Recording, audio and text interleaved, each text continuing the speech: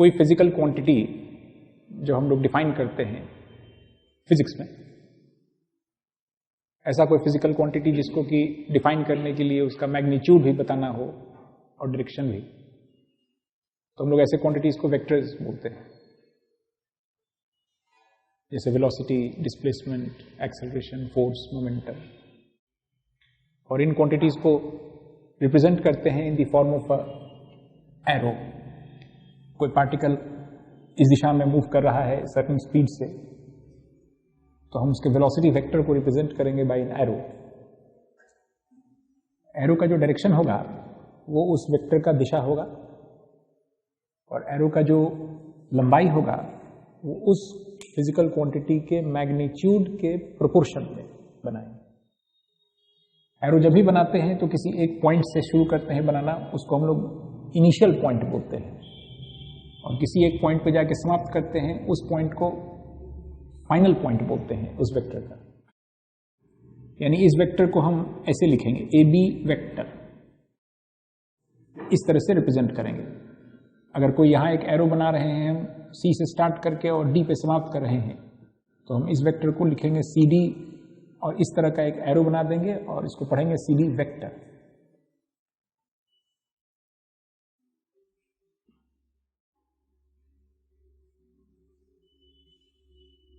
ये एक वेक्टर है, इस वेक्टर का नाम हम रखे हैं अगर ए वेक्टर। अगर हम किसी एक स्केलर क्वांटिटी से वेक्टर को मल्टीप्लाई करके लिखेंगे, तो आपको समझना है कि हम एक वेक्टर क्वांटिटी मीन कर रहे हैं ए की दिशा में ही, और मैग्नीट्यूड उसका दुगुना।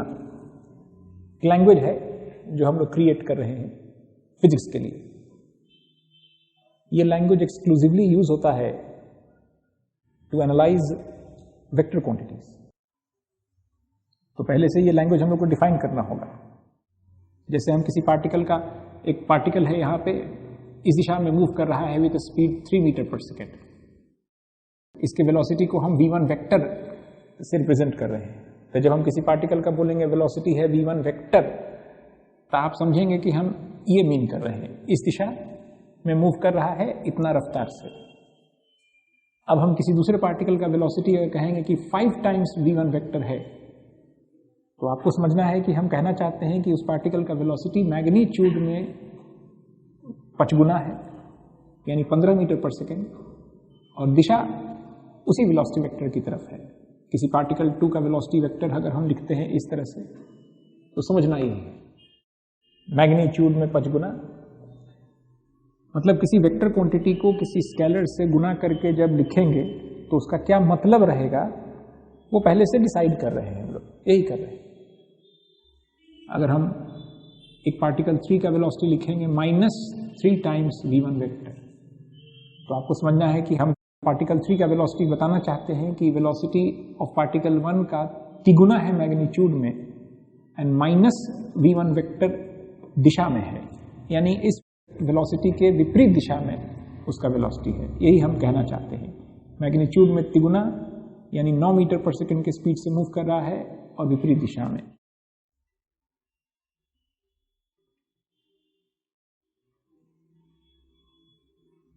एक वेक्टर ए को जब हम किसी स्केलर क्वांटिटी से गुना करते हैं, उस वेक्टर का नाम हम बी रख रहे हैं।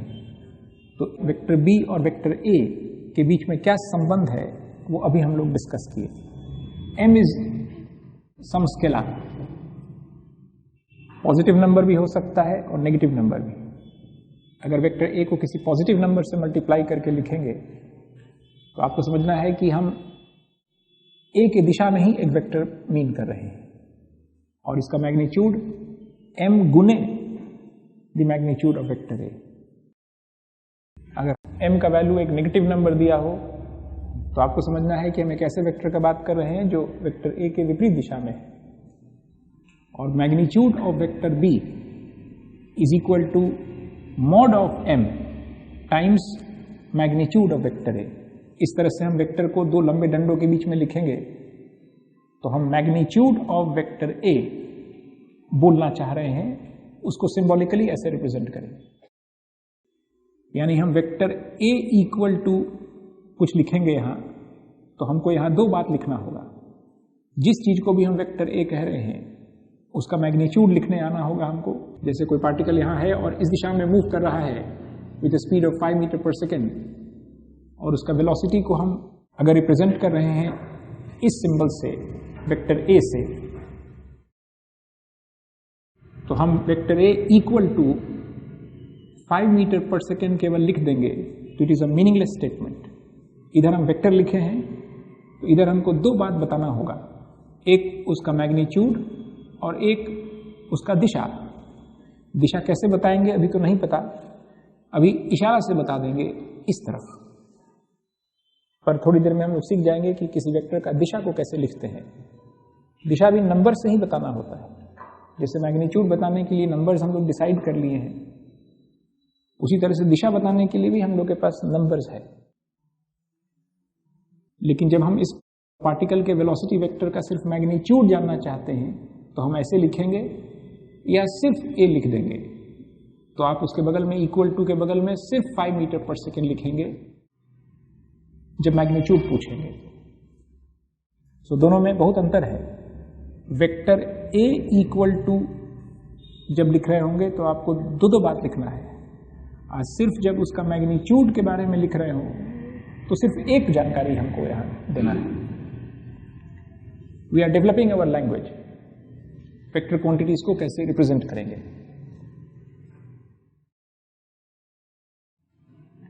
अगर किसी वेक्टर ए को गुना कर दें 1 बाई ए से, अब इसका मतलब हम लोग डिसाइड कर चुके हैं, किसी वेक्टर का मैग्नीट्यूड को ऐसे लिखेंगे या सिर्फ ऐसे लिखेंगे।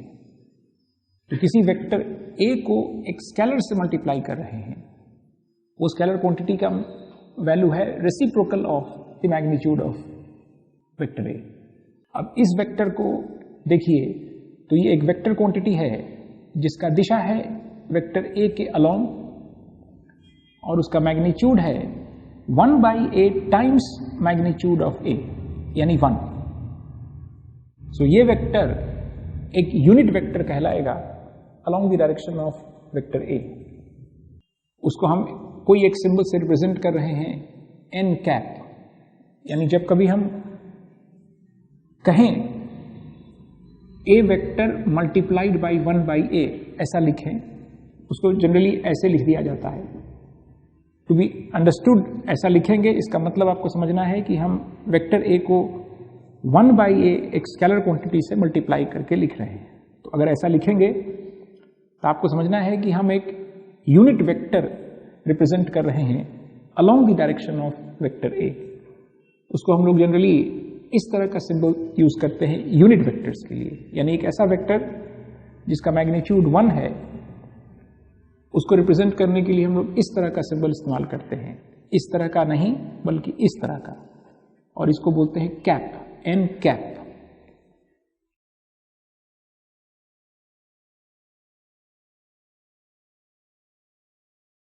हम लोग को दो वेक्टर के बीच में अगर कोई मैथमेटिकल ऑपरेटर लिखते हैं उनको बाइनरी ऑपरेटर्स बोलते हैं, बाइनरी ऑपरेटर्स। दो रियल नंबर के बीच में भी हम लोग कुछ बाइनरी ऑपरेटर्स सीखे थे। अगर ए और बी दो रियल नंबर है, रियल नंबर लाइन पे ये 0 है, these are numbers real number line. इस पे कोई भी दो नंबर अगर हम लें ए और बी, दो स्केलर क्वांटिटीज, तो उनके बीच में हम लोग 4 बाइनरी ऑपरेटर सीखे थे। Addition of 2 real numbers, subtraction of 2 real numbers, product of and division. 4 binary operation हम लोग डिफाइन किए थे रियल नंबर्स के दुनिया में। ये डिफाइन किए हैं तभी इसका कुछ मतलब है, यानी 2 + 3 का वैल्यू आप जब 5 लिखते हैं तो there has to be a proper definition कि प्लस का मतलब क्या है। 2 - 3 का वैल्यू जब -1 लिखते हैं, there has to be a proper definition, we know this definition. 2 × 3 का मतलब 2 + 2 + 2, 2 - 3 का मतलब 2 + -3, 2 डिवाइडेड बाई 3 का मतलब 2 × 1/3, विच इज 1/3 + 1/3। यानी सब ऑपरेशन इवेंचुअली एक ही ऑपरेशन था, प्लस। यानी सिर्फ प्लस को डिफाइन कर दीजिए तो सब डिफाइंड हो जाएगा, और प्लस का डेफिनेशन था 2 + 3 का मतलब ओरिजिन से चलिए 2 यूनिट्स और फिर वहां से चलिए 3 यूनिट्स, जिस नंबर पे पहुंचे उसी नंबर को बोलते हैं 2 + 3।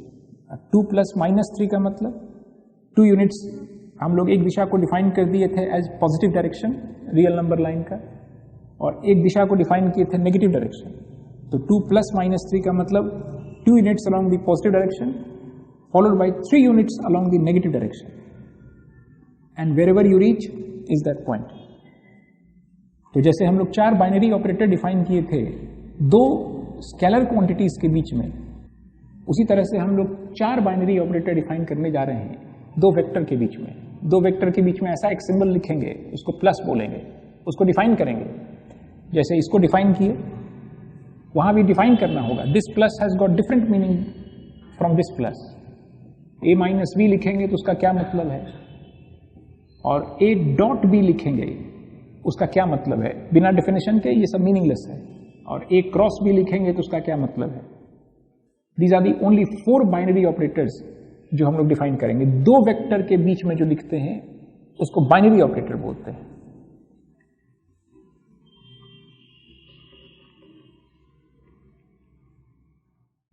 तो a + b का मतलब हम लोग मीन करेंगे जब भी एक वेक्टर a और एक वेक्टर b और कहें कि दोनों को ऐड कीजिए, तो ऐड करने का मतलब वेक्टर a का जहां पे हेड समाप्त हुआ है फाइनल पॉइंट, उसी फाइनल पॉइंट पे आप b को प्लॉट कीजिए, वहीं से शुरू कीजिए b का बनाना। b का इनिशियल पॉइंट कोइंसाइड करना चाहिए a के फाइनल पॉइंट से। b वेक्टर को हम यहां बनाने के बजाय यहां बनाए हैं। दोनों का लंबाई सेम है और दोनों का दिशा भी सेम है। ये vector equal to this vector है और ये vector equal to this vector है। हम अभी डिफाइन कर रहे हैं एडिशन ऑफ 2 वेक्टर्स। जो डेफिनेशन है वो ज्योमेट्रिकल डेफिनेशन है। 2 रियल नंबर्स का जो एडिशन था वो डेफिनेशन भी ज्योमेट्रिकल था। a यूनिट्स ट्रेवल कीजिए टू द राइट और फिर वहां से b यूनिट्स ट्रेवल कीजिए, जिस नंबर पर पहुंचेगा उसी को a + b बोलेंगे। तो वेक्टर अलजेब्रा में भी एडिशन ऑफ 2 वेक्टर्स का जो डेफिनेशन है वो ज्योमेट्रिकल है। हम कह रहे हैं कि a वेक्टर को पहले प्लॉट कीजिए, ये दोनों इक्वल है। 2 वेक्टर को इक्वल कब कहेंगे? जब दोनों का मैग्नीट्यूड सेम हो और दोनों का दिशा सेम हो, सेम डायरेक्शन, तो हम 2 वेक्टर को इक्वल कहेंगे। तो हम a वेक्टर को यहां प्लॉट किए, जहां उसका फाइनल पॉइंट था वहीं कोइंसाइड करता हुआ b का इनिशियल पॉइंट b को प्लॉट किए। और अब a का जो इनिशियल पॉइंट था और b का जो फाइनल पॉइंट है उसको ज्वाइन कर दीजिए। इस वेक्टर को कहेंगे a + b। यानी आप इस वेक्टर और इस वेक्टर को रिप्लेस करके एक सिंगल वेक्टर से रिप्रेजेंट कर सकते हैं। जैसे 2 + 3 लिखा हो, आप उसको 1 सिंगल रियल नंबर से रिप्रेजेंट कर सकते हैं 5। कोई अगर 2 + 3 बोले और कोई 5 बोले तो दोनों एक ही बात बोल रहा है। तो उसी तरह से कोई दिस वेक्टर + दिस वेक्टर बोले या सिर्फ दिस वेक्टर बोले, एक ही बात बोल रहा है। यहां एक और डेफिनेशन है एडिशन का, कि आप जहां पे a वेक्टर को प्लॉट करना शुरू किए थे उसी पॉइंट पे b वेक्टर को प्लॉट कीजिए। a वेक्टर और b वेक्टर के टेल को कोइंसाइड कीजिए, वहीं पे बनाइए दोनों को, और फिर एक पैरेललोग्राम ऐसा कंप्लीट कीजिए जिसका 2 एडजेसेंट साइड्स हो वो दोनों वेक्टर।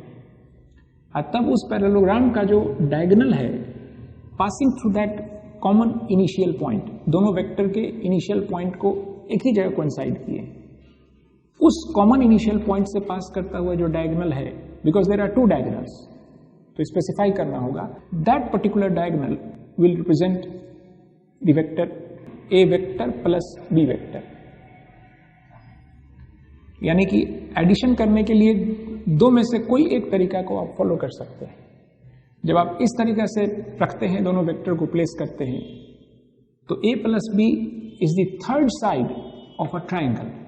और जब आप इस तरह से दोनों वेक्टर को प्लेस करके ऐड करते हैं डायगोनल ऑफ अ पैरेललोग्राम, तो हम लोग दोनों तरीकों को एक एक नाम से पुकारते हैं। पहला तरीका को बोलते हैं ट्राइंगल लॉ, ऑफ एडिशन, और दूसरे तरीका को बोलते हैं पैरेललोग्राम लॉ ऑफ एडिशन। दोनों में से किसी एक तरीका से आप समझ सकते हैं जब भी दो वेक्टर को कहें कि ऐड कीजिए। यानी मान लीजिए एक्स वाई प्लेन है, इसमें कोई एक पार्टिकल है जो यहां दिख रहा है, थोड़ी देर बाद यहां दिख रहा है, तो फिजिक्स में हम लोग इस क्वांटिटी को डिफाइन करते हैं as displacement. Some metres in some direction, may be X axis से एक एंगल बता दें तो आप दिशा समझ जाएंगे किस दिशा में मूव कर रहा है। बताना तो होगा, क्योंकि अगर केवल कहें कि पार्टिकल यहां से 2 मीटर्स डिस्प्लेस्ड हुआ है, चाहे जिस रास्ते से भी गया हो, फिजिक्स में डिस्प्लेसमेंट हम लोग इसी को डिफाइन करते हैं, इनिशियल पोजीशन को फाइनल पोजीशन से ज्वाइन कर दीजिए बाय एन एरो। तो अगर हमको बताना है कि उसका डिस्प्लेसमेंट कितना हुआ है, तो वो एक वेक्टर क्वांटिटी है, तो आप केवल बता दीजिएगा कि 2 मीटर से डिस्प्लेसमेंट हुआ है। इतना से हम नहीं समझ पाएंगे डिस्प्लेसमेंट। आप हमको डिस्प्लेसमेंट का मैग्नीट्यूड बता दिए लेकिन दिशा नहीं बताए। तो दिशा बताने के लिए में भी हम अपने रेफरेंस फ्रेम के पॉजिटिव एक्स डायरेक्शन से एंगल बता दें कि 30 डिग्री दिशा में, हाँ अब हम समझ जाएंगे। तो ऐसे क्वांटिटीज को बोलते हैं वेक्टर क्वांटिटीज, जिनको कंप्लीटली रिप्रेजेंट करने के लिए उसका मैग्नीट्यूड और दिशा बताना दोनों अनिवार्य है। अब पार्टिकल मान लीजिए यहां से फर्दर वो डिस्प्लेस होता है अ डिस्टेंस ऑफ से 3 meter in some other direction, positive X direction से मे बी 135 डिग्री दिशा में। अब हम पूछें कि टोटल डिस्प्लेसमेंट कितना हुआ पार्टिकल का, यानी इनिशियली यहां था, फाइनली यहां है, तो हम इसी को कहते हैं द टोटल डिस्प्लेसमेंट, जो कि अब आज के बाद अगर इस डिस्प्लेसमेंट वेक्टर को हम ए सिंबल से रिप्रेजेंट करें, इतना मैग्नीट्यूड ये डायरेक्शन, और इस डिस्प्लेसमेंट वेक्टर को बी सिंबल से डिनोट करें, सम मैग्नीट्यूड एंड दिस डायरेक्शन, तो इस डिस्प्लेसमेंट वेक्टर को हम सिर्फ लिखेंगे ए प्लस बी। आप समझ जाएंगे हम मीन नहीं कर रहे हैं। एंड ऑफ कोर्स अब हम ये जानना चाहेंगे कि कितना मैग्नीट्यूड हुआ और कितना डायरेक्शन हुआ, ये जानना चाहेंगे। How do we find that, वो सीखेंगे। पहले तो अभी हम लोग यही डिसाइड कर रहे हैं कि a प्लस बी का मतलब ये रहेगा। स्केलर क्वांटिटीज के केस में a प्लस बी का मतलब ये रहेगा। रियल नंबर लाइन पे आपको मूव करना पड़ता है, तब जाकर के आप a प्लस बी को रिप्लेस कर सकते हैं बाय वन सिंगल नंबर। पहले देखिए इसका मैग्नीट्यूड बता दें, वो आसान है बताना। अगर हमको इस वेक्टर का मैग्नीट्यूड पता हो a और इस वेक्टर का मैग्नीट्यूड पता हो b, तो a प्लस बी का मैग्नीट्यूड बता देंगे बड़ी सरलता से। कैसे, देखिए ध्यान से। एक चीज और हमको पता होना आवश्यक है, the angle between the two vectors, क्योंकि दोनों वेक्टर अलग अलग दिशाओं में है। तो एंगल कैसे हम लोग डिफाइन करें बिटवीन द टू वेक्टर्स, यह है वेक्टर ए का दिशा और इससे कितना एंगल बना रहा है वेक्टर बी, इसी को कहते हैं the angle between the two vectors. ये पता लगाने का सबसे अच्छा तरीका है कि दोनों वेक्टर के टेल को सटा करके एक चित्र बनाइए। जब दोनों वेक्टर के टेल को सटा करके एक चित्र बनाइएगा तो आपको 2 एंगल्स दिखेगा। इन दोनों में जो छोटा वाला एंगल है उसी को कहते हैं एंगल बिटवीन द वेक्टर्स। इस तरह से प्लेस करने पर आपको एंगल नहीं दिखता है। हाँ, हम लोग एंगल समझ गए, अगर इसको यहां प्लेस किए होते तो ये एंगल कहलाता एंगल बिटवीन देम, जो कि हम समझ गए कि ये वाला एंगल इसके बराबर है, इसलिए दिस इज द एंगल। तो अगर हमको 2 वेक्टर को ऐड करने के लिए कह रहे हैं, उसको हम रिप्लेस करना चाहते हैं by one single vector a plus B, उस वेक्टर का मैग्नीट्यूड कितना होगा वो निकाल लेते हैं। दिशा भी निकाल लेंगे, किस डायरेक्शन में होगा। तो मैग्नीट्यूड निकालना आसान है। अगर ये एंगल थीटा है तो हम यहां पे एक परपेंडिकुलर ड्रॉप कर रहे हैं, ये लंबाई b cos थीटा होगा, ये b sin थीटा। हमको ये लंबाई निकालना है, तो ये लंबाई हो गया a plus b cos theta और ये b sin थीटा। अब पाइथागोरस थ्योरम से हम ये लंबाई निकाल सकते हैं, root under a plus b cos, a माने वेक्टर a का magnitude, a plus b cos theta का whole square plus b sin theta का होल स्क्वायर। और इस तरह से हमको एक रिजल्ट आ गया, a square plus b square cos square theta होगा, अब B square sine square theta जुट के A square plus B square plus twice A B cos theta root under, माने vector A plus vector B का magnitude का square equal to होगा vector A का magnitude का स्क्वायर वेक्टर बी के magnitude का square plus twice vector A का magnitude into vector B का magnitude into cos of the angle between them. और इसका दिशा चाहिए, किसी वेक्टर का दिशा या दिशा कैसे बताते हैं किसी का, किसी नोन दिशा के रेस्पेक्ट में दिशा बताते हैं। जैसे अगर यहां पे बहुत सारा वेक्टर है, इसका दिशा बताना है, इसका दिशा उसका दिशा, तो हम इसी प्लेन में अगर डिफाइन कर दें, इस दिशा को कोई एक नाम दे दें, एक्स एक्सिस, इसको कुछ नाम दे दें वाई एक्सिस, इसको नाम दे दें ईस्ट नॉर्थ। तो अब किसी वेक्टर का दिशा बताना हो तो हम positive direction of the x axis से कितना एंगल बना रहा है बता दें, 30 डिग्री बोल दें। 30 डिग्री तो ऐसे भी हो सकता है, आप वो भी डिसाइड कर लें कि एंटी क्लॉकवाइज सेंस में पॉजिटिव बोलेंगे एंगल को और क्लॉकवाइज सेंस में नेगेटिव। अब आपको हम बता रहे हैं कि दिशा कैसे बताते हैं किसी वेक्टर, तो हम प्लस 30 डिग्री बोलेंगे। एक वेक्टर है, पार्टिकल का वेलोसिटी, पार्टिकल एक है, उसका वेलोसिटी हम बोलेंगे 3 मीटर पर सेकेंड, 30 डिग्री। पार्टिकल के वेलोसिटी को हम डिफाइन कर दिए। अगर हम पहले से रेफरेंस फ्रेम चुन लें, and we all know as a physicist कि बिना रेफरेंस फ्रेम के हम लोग कोई बात कर ही नहीं सकते। तो जितना भी पार्टिकल्स इस प्लेन में मूव कर रहा होगा, हम सबका वेलोसिटी वेक्टर बता सकते हैं, मैग्नीट्यूड और एंगल। कोई पार्टिकल कहीं है, उसका वेलोसिटी हम 2 मीटर पर सेकेंड बोल दिए और -37 डिग्री, तो सब कुछ समझ गया। मैग्नीट्यूड दे दिए और पॉजिटिव एक्स डायरेक्शन से वो -37 माने क्लॉकवाइज सेंस में 37 डिग्री दिशा में मूव कर रहा है, यही बोलना चाह रहा है। एक पार्टिकल है, कहीं है और उसका वेलोसिटी है 1 मीटर पर सेकेंड 90 डिग्री, यानी पॉजिटिव एक्स डायरेक्शन से 90 डिग्री दिशा में 1 मीटर पर सेकेंड मैग्नीट्यूड का। ये जो एरो का साइज सब बनाना है वो वेलोसिटी के मैग्नीट्यूड के अनुपात में बना रहे हैं, इसका दुगुना इसका तिगुना बनना चाहिए। दो वेक्टर को ऐड करने पर जो वेक्टर बनेगा, उस वेक्टर का मैग्नीट्यूड पूछें कि कितना है, तो अब हम लोग निकाल सकते हैं यूजिंग दिस फॉर्मूला। वेक्टर, अगर हम इस वेक्टर का दिशा कहें कि बताइए, इसके रेस्पेक्ट में बता दीजिए ए से कितना, क्योंकि बड़ा इंपॉर्टेंट है। जैसे 2 + 3 + 7 लिखा हो तो आप इसको एक नंबर से रिप्लेस कर देते हैं 12। उसी तरह से this vector plus this vector को हम रिप्लेस करना चाहते हैं बाय वन सिंगल वेक्टर, तो उसका कितना होगा लंबाई, क्या दिशा होगा, तो ए से दिशा बता दीजिए। क्योंकि अभी इस चित्र में सिर्फ एक ही दिशा दिख रहा है, ए, एक दिशा बी, तो ये वेक्टर ए वेक्टर से कितना इंक्लाइंड है वो बता दीजिए, या बी से कितना इंक्लाइंड है सो बता दीजिए, बी और इस वेक्टर के बीच।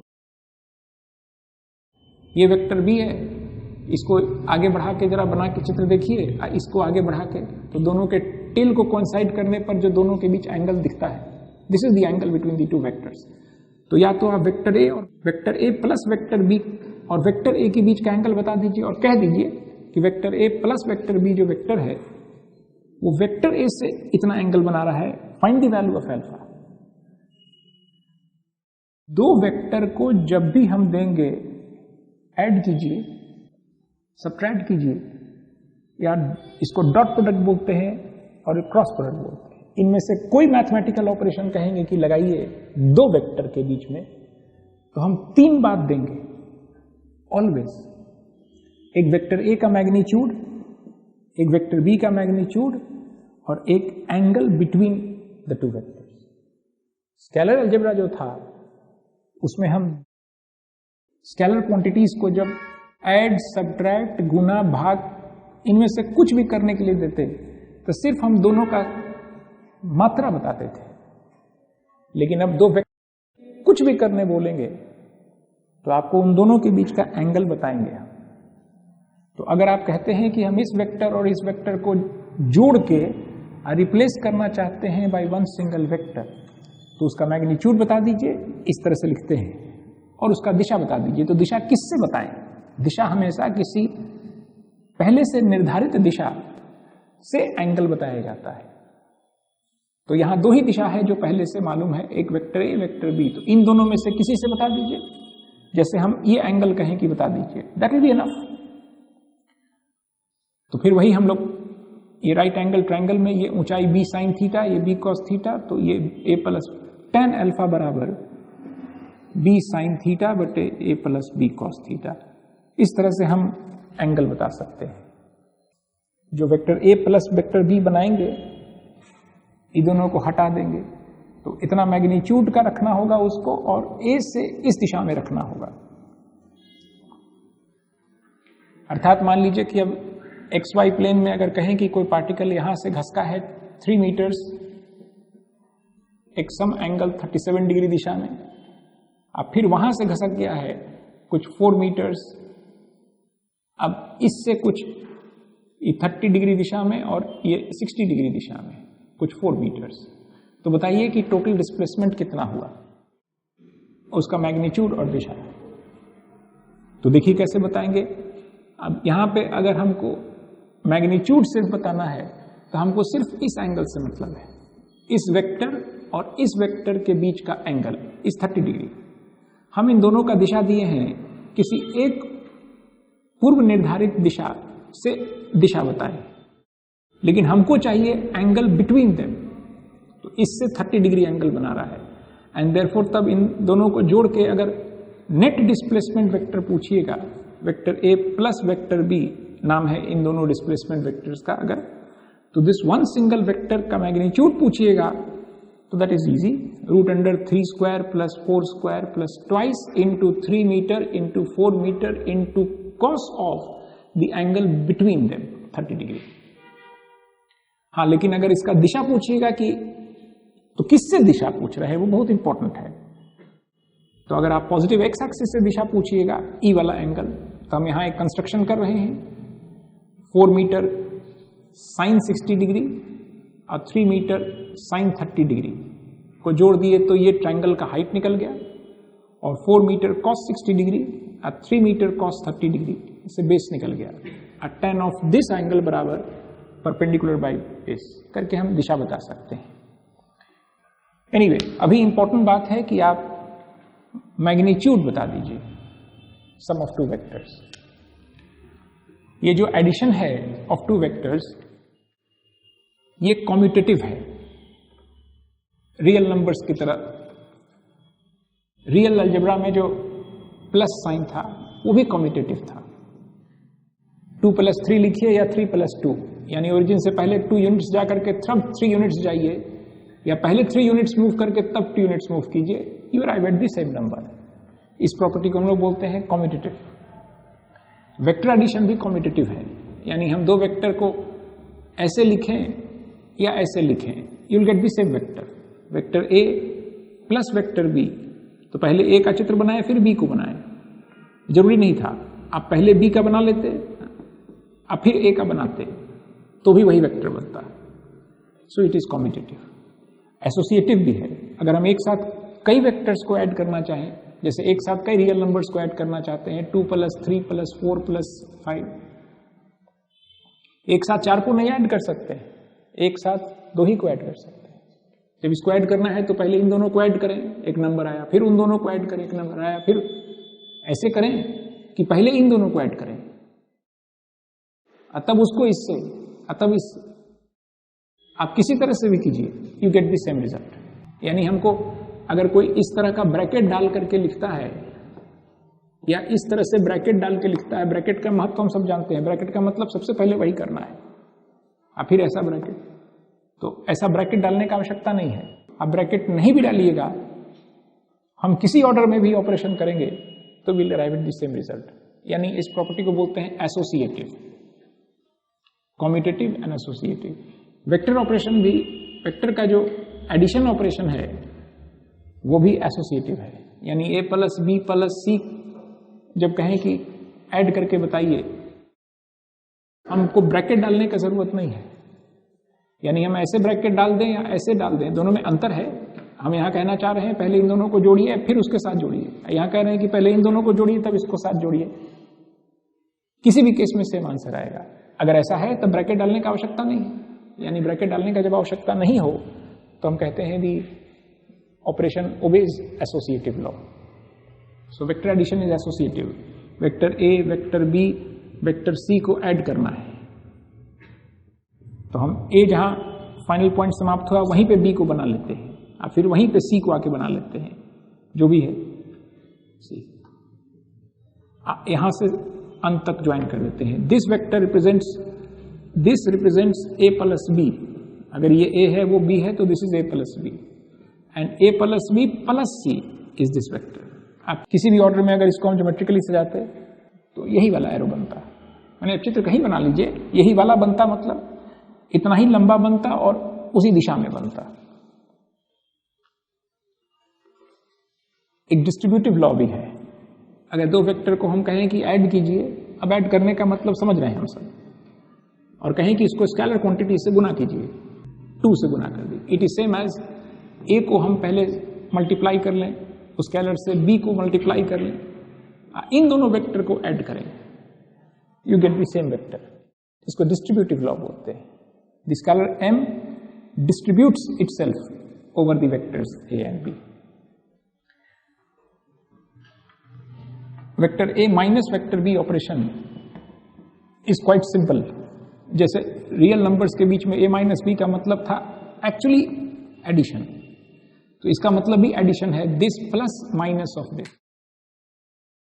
आई रिपीट, एक लैंग्वेज है जो हम लोग बना रहे हैं ताकि भविष्य में अगर ऐसा लिखेंगे तो आप क्या समझेंगे हम कहना चाह रहे हैं, दैट्स ऑल। और माइनस बी का मतलब, अगर इसको वेक्टर बी कह रहे हैं तो माइनस वेक्टर बी का मतलब रहेगा a vector of same magnitude in opposite direction. A minus B करने के लिए वेक्टर ए अगर है और वेक्टर बी है और दोनों को सब्ट्रैक्ट करना है, ए माइनस बी, तो जहां वेक्टर ए समाप्त हुआ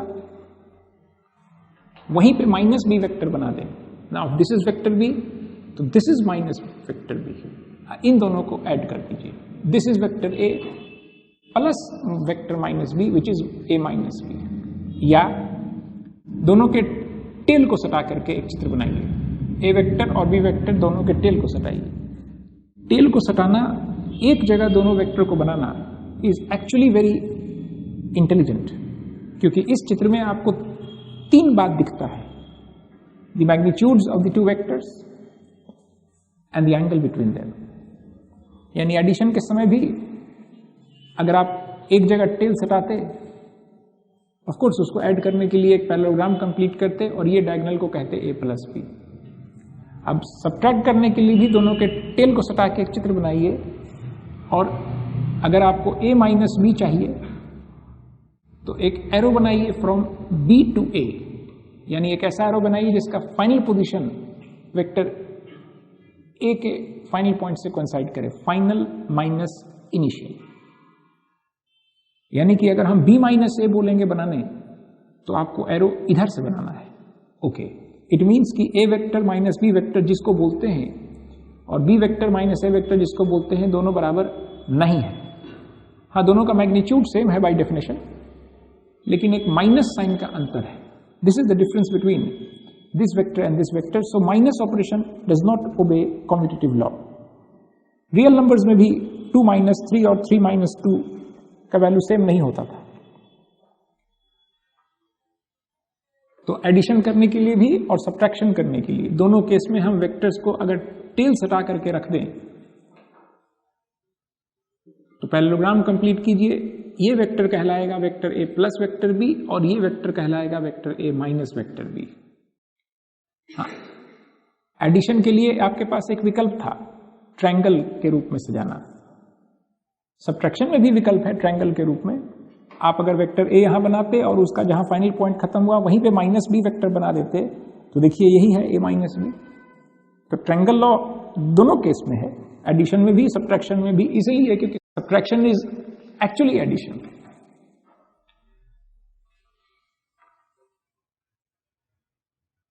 डिस्ट्रीब्यूटिव लॉ यहां भी होता है, ओबे होता है। ए माइनस बी को मल्टीप्लाई करने के लिए कहें किसी स्केलर से तो इट इज सेम एज पहले वेक्टर ए को मल्टीप्लाई कर लीजिए अलग से, वेक्टर बी को स्केलर से मल्टीप्लाई करने का मतलब हम सब जानते हैं, वही दिशा रहेगा और मैग्नीट्यूड उतना टाइम्स हो जाएगा, नेगेटिव होगा तो विपरीत दिशा में, और तब सब्ट्रैक्ट कीजिए। सो डिस्ट्रीब्यूटिव लॉ इसमें भी वैलिड है, लेकिन एसोसिएटिव यहां नहीं वैलिड। अगर हम a plus B minus C लिखते हैं, now you have to be very clear कि हम क्या चाहते हैं। अगर हम ब्रैकेट ऐसे डालते हैं तो हम चाहते हैं कि पहले b minus C vector create कीजिए, a उसमें ऐड कीजिए। और अगर हम ऐसे लिखते हैं a प्लस बी माइनस सी, तो इसका मतलब हम चाहते हैं कि पहले a और b को ऐड कर लीजिए, तब जो वेक्टर बने उसमें से c सब्ट्रैक्ट कीजिए। a माइनस बी माइनस सी लिखेंगे,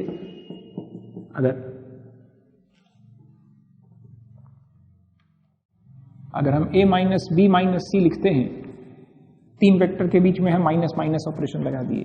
now I have to be very clear what do I mean. अगर ब्रैकेट हम यहां डालते हैं तो इट इज डिफरेंट, और ब्रैकेट अगर यहां डालते हैं then it is different. The two vectors are different, यानी ब्रैकेट डाले बिना काम नहीं चलेगा। इसका मतलब है कि माइनस माइनस माइनस अगर लिख दें हम, चार वेक्टर है बीच में माइनस लिख दें, नाउ दिस इज अनक्लियर कि हम क्या बोलना चाह रहे हैं। आई मस्ट पुट ब्रैकेट्स, लेकिन सब जगह प्लस प्लस लिख दें, then I don't need to put brackets.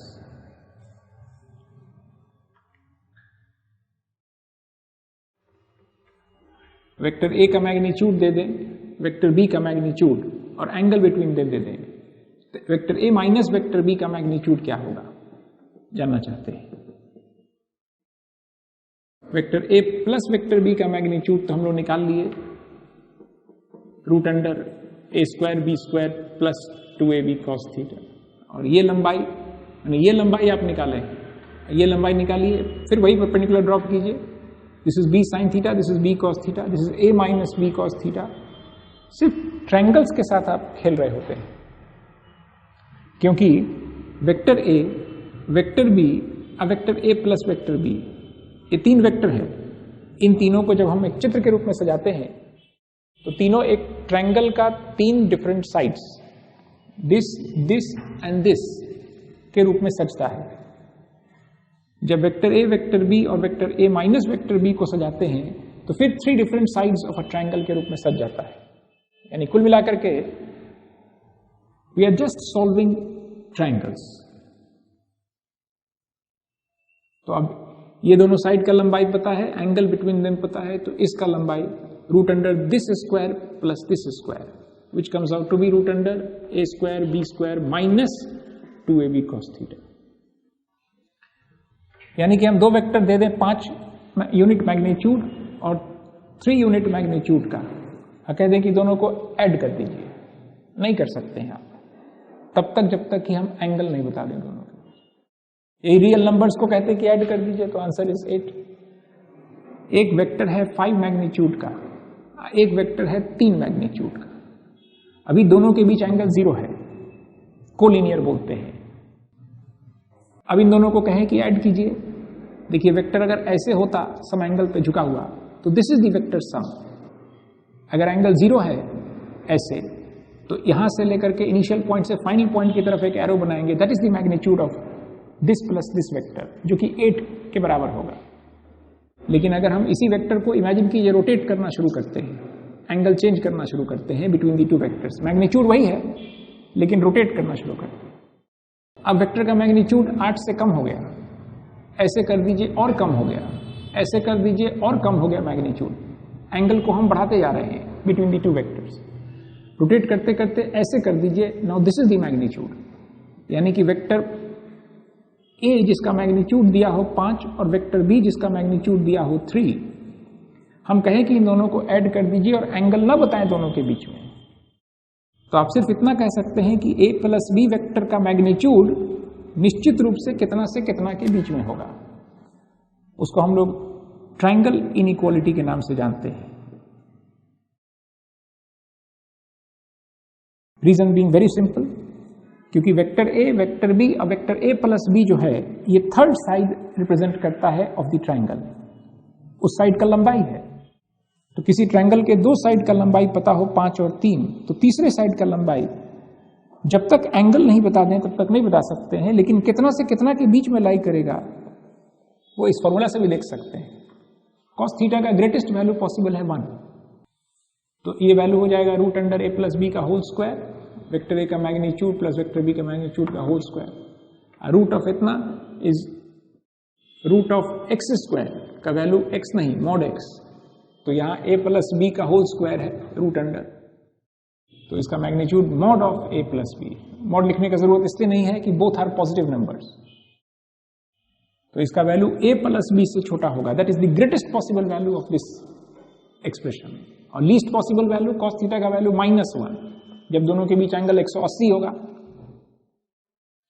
तो ए स्क्वायर बी स्क्वायर -2ab को हम लोग a माइनस बी का होल स्क्वायर रूट अंडर लिखेंगे लीस्ट वैल्यू, जिसको कि a माइनस बी नहीं लिख सकते, mod of a minus B. और मॉड नहीं हटा सकते हैं क्योंकि पता नहीं आप a बड़ा वाला को कह रहे हैं कि छोटे वाले को।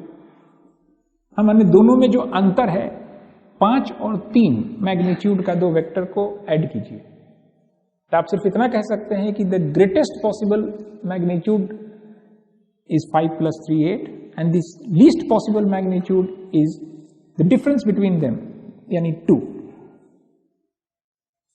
एक पार्टिकल पे फोर्स लग रहा है 5 न्यूटन और एक फोर्स 3 न्यूटन, दोनों को ऐड करके आप रिप्लेस करना चाहते हैं बाय वन सिंगल फोर्स। कितना मैग्नीट्यूड होगा उस वन सिंगल फोर्स? तो जब तक हम एंगल नहीं बता दें दोनों के बीच में, आप नहीं बता सकते। हाँ, लेकिन इतना तो पक्का बता सकते हैं कि दोनों मिल करके मैक्सिमम कितना फोर्स प्रोड्यूस कर सकता है, 8। और दोनों मिल करके मिनिमम, अगर ये उधर खींचे और ये विपरीत दिशा में खींचे, तो लीस्ट फोर्स 2 न्यूटन फोर्स से आप रिप्लेस कर सकते हैं। So this inequality is called the triangle inequality.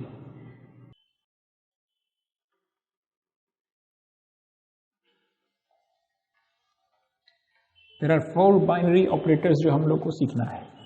2 सीख लिया।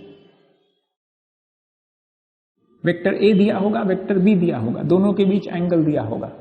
जब हम a.b लिखेंगे तो हम क्या मीन कर रहे होंगे, बस उतना ही बताना है। जैसे a + b लिखेंगे तो हम e मीन कर रहे होंगे। अच्छा, a - b बोलेंगे तो e मीन कर रहे होंगे।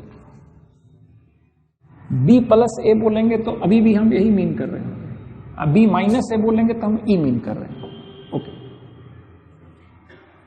अब दोनों का डॉट प्रोडक्ट लिखेंगे a.b तो हम क्या मीन कर रहे होंगे? हम मीन कर रहे होंगे एक स्केलर क्वांटिटी, वेक्टर नहीं। a का मैग्नीट्यूड गुने b का मैग्नीट्यूड गुने cos theta. b cos theta को बोलते हैं component of vector b along vector a।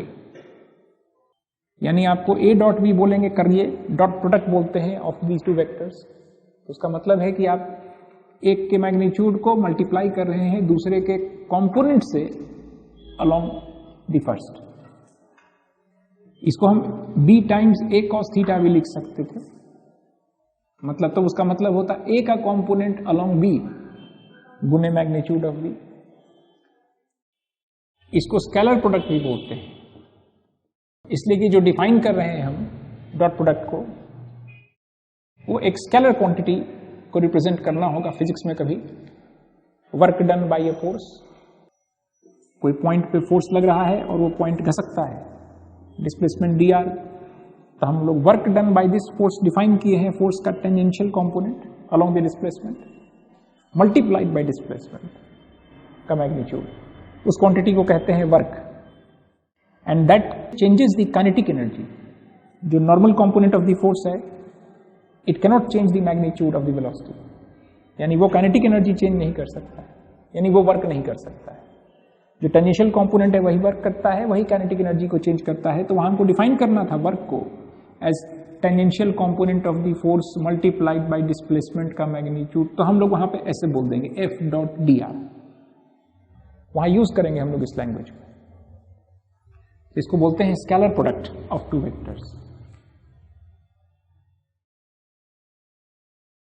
ये इस्तेमाल करेंगे जब हम किसी वेक्टर को डिफाइन करना पड़ेगा a cross b। a cross b का मतलब डिफाइन कर रहे हैं अनदर वेक्टर, जैसे a + b is a vector, a - b is a vector, a.b is a scalar. a cross b vector जब बोलेंगे तो आपको समझना है कि एक वेक्टर का बात कर रहे हैं जिसका मैग्नीट्यूड है a गुने b गुने साइन थीटा। b का component perpendicular to vector a दिशा, ये b साइन थीटा हो गया, ये b कॉस थीटा हो गया। तो b साइन थीटा को गुना करने बोल रहे हैं a से, या a का कंपोनेंट ले लीजिए b के परपेंडिकुलर दिशा में a साइन थीटा, उसको b से गुना करने बोल रहे हैं। और उसका दिशा हम a क्रॉस b वेक्टर को पहले से डिफाइन कर रहे हैं, क्योंकि बोले कभी कोई फिजिकल क्वांटिटी को डिफाइन करें, angular momentum of a particle, ये मेरा रेफरेंस फ्रेम है, यहाँ कोई पार्टिकल दिख रहा है मोमेंटम p, उसका पोजीशन वेक्टर मेरे रेफरेंस फ्रेम के ओरिजिन के रिस्पेक्ट में r, हम एक क्वांटिटी डिफाइन करेंगे angular momentum of the particle with respect to o as r cross p। तो हम क्या बोलना चाह रहे हैं अभी डिसाइड कर लें। ये वेक्टर r और वेक्टर b, वेक्टर r को आगे बढ़ा के रखिए ताकि एंगल दिखे। तो हम एक वेक्टर का बात कर रहे हैं, I am defining angular momentum as a vector quantity of magnitude p गुने r गुने साइन थीटा। और डायरेक्शन, वेक्टर को आगे बढ़ाइए ताकि दोनों का टेल कोइंसाइड करे, या तो r को आगे बढ़ा के बना दीजिए या p को यहां बना दीजिए, दोनों में से कोई एक काम कीजिए, नहीं तो आप नहीं कर पाइएगा। कोई बाइनरी ऑपरेशन करना हो between two vectors, you must place them with their tails coinciding.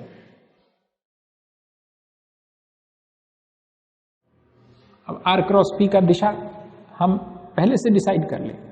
हम लोग डिसाइड किए हैं कि a क्रॉस b जब बोलेंगे तो हम मीन कर रहे होंगे एक ऐसा वेक्टर जो इस प्लेन के परपेंडिकुलर है, the plane containing the two vectors. दो वेक्टर का जहां जहां टेल सटाइएगा एक यूनिक प्लेन डिफाइन हो जाता है। जैसे 3 डायमेंशनल ज्योमेट्री में दो स्ट्रेट लाइन जहां इंटरसेक्ट कराए एक प्लेन डिफाइन हो जाता है। तो a क्रॉस b बोलेंगे तो आप समझेंगे एक ऐसा वेक्टर का बात कर रहे हैं जो उस प्लेन के परपेंडिकुलर दिशा में है। तो परपेंडिकुलर तो दो दिशा हो गया, जैसे इस चित्र में एक out of the plane of the board और एक इनटू द बोर्ड, तो उसको भी क्लियर कर दे। हम लोग अपना दाहिना हाथ को वेक्टर a के अलॉन्ग रखेंगे और मुट्ठी बंद करेंगे b की तरफ थ्रू द स्मॉलर एंगल, क्योंकि हम ऐसे हाथ रखने के बजाय ऐसे भी रख सकते थे, अब b की तरफ मुट्ठी बंद करते, लेकिन इस तरह से बंद करेंगे तो लार्जर एंगल के थ्रू बंद करेंगे। तो थ्रू द स्मॉलर एंगल मुट्ठी बंद करना है, और तब अंगूठा जिधर पॉइंट करेगा उसी दिशा को हम लोग a क्रॉस b वेक्टर का दिशा चूज कर रहे हैं। ये लैंग्वेज है जो हमारे और आपके बीच में तय होना जरूरी है, नहीं तो हम r क्रॉस p बोलेंगे तो आप समझेंगे नहीं कि इस समय angular momentum of this particle का दिशा किधर आपको बोलना है। तो r के अलॉन्ग अपना दाहिना हाथ रखिए, अब p की तरफ मुट्ठी बंद कीजिए थ्रू द स्मॉलर एंगल। अब ऐसे रखिएगा तो अब लार्जर एंगल की तरफ से मुट्ठी बंद करना है। तो पोजीशन वेक्टर r के अलॉन्ग रखे, अब मुट्ठी बंद किए, यानी जिस वेक्टर को हम कह रहे हैं एंगुलर मोमेंटम वेक्टर, वो निश्चित रूप से परपेंडिकुलर होगा उस प्लेन के, जिस प्लेन में ये दोनों वेक्टर है उस प्लेन के परपेंडिकुलर होगा। एक पार्टिकल ऐसे ऐसे गोल गोल घूम रहा है किसी पॉइंट के अबाउट, किसी वक्त उसका मोमेंटम मास इनटू वेलोसिटी पता है और उसका रेडियस r के सर्कल में घूम रहा है एंगुलर वेलोसिटी ओमेगा से, तो उसका मोमेंटम हो गया m into omega into r। किसी वक्त उसका पोजीशन वेक्टर ये है, इस वक्त हम पूछें कि उसका एंगुलर मोमेंटम बताइए, तो दोनों के बीच एंगल 90 डिग्री है इस वेक्टर और उस वेक्टर के बीच में, इसको आगे बढ़ाइए ताकि दोनों का टेल कोइंसाइड करे तो आपको एंगल दिखेगा। तो एंगुलर मोमेंटम का मैग्नीट्यूड अलग से, हमेशा वेक्टर्स के बारे में पूछे ना तो अलग अलग बताना चाहिए मैग्नीट्यूड और अलग से दिशा। तो एंगुलर मोमेंटम का मैग्नीट्यूड हो गया momentum into position vector into sine of the angle between the two vectors, ये मैग्नीट्यूड हो गया, यानी mr² टाइम्स ओमेगा, जो कि हम लोग i ओमेगा बोलते हैं इसको। और दिशा r वेक्टर, ये r वेक्टर और ये p वेक्टर का क्रॉस, तो इस चित्र में इस दिशा में, यानी ओमेगा वेक्टर का भी दिशा हम लोग इसी प्रकार डिफाइन किए थे, यानी ओमेगा वेक्टर के दिशा में एंगुलर मोमेंटम वेक्टर होगा। यानी हम लोग इसको एक सिंगल एक्सप्रेशन में ऐसे लिख सकते हैं, angular momentum vector equal to some scalar times omega vector, यानी एंगुलर मोमेंटम वेक्टर का दिशा होगा एंगुलर वेलोसिटी वेक्टर के दिशा में और उसका मैग्नीट्यूड होगा i गुने ओमेगा। तो ये हमारा भाषा है, हम इस तरह से एक्सप्रेस करेंगे। तो आप कैसे समझिएगा कि हम क्या बोलना चाह रहे हैं, जब तक ये एक बार सीख नहीं लीजिएगा। So this is just a language जो हम लोग पहले से तैयारी कर रहे हैं to be used for physics.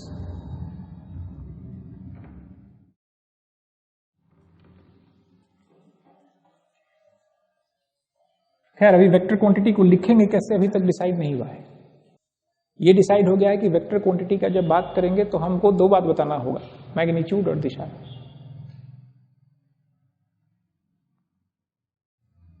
This is what we will do.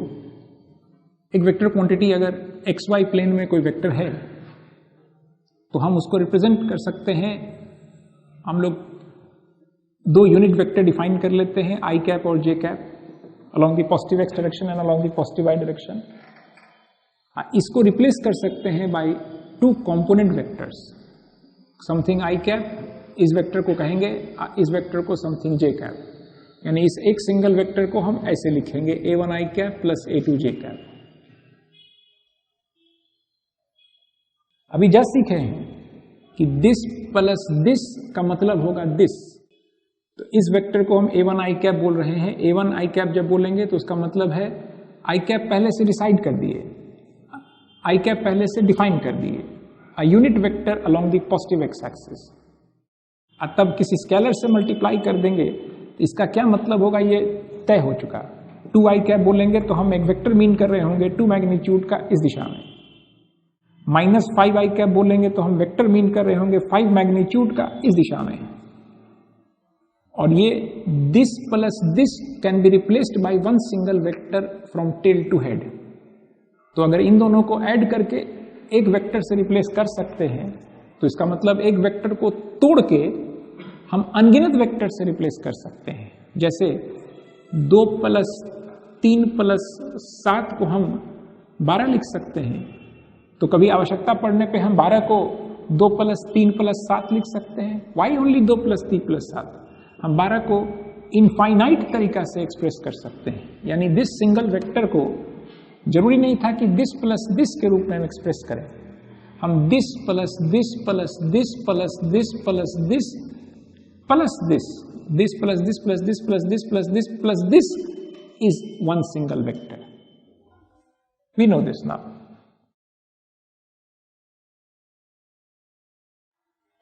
लेकिन हम सब एक यूनिक तरीका चाहते हैं वेक्टर्स को रिप्रेजेंट करने का, ताकि एक बार अगर हम किसी सवाल में अपना रेफरेंस फ्रेम डिफाइन कर दें सबके लिए सेम आई कैप जे कैप यूनिट वेक्टर्स, तब किसी भी वेक्टर को हर विद्यार्थी एक ही तरीका से रिप्रेजेंट करे तो उसका हम लोग उपाय, अब इससे कम वेक्टर्स में नहीं रिप्रेजेंट होगा।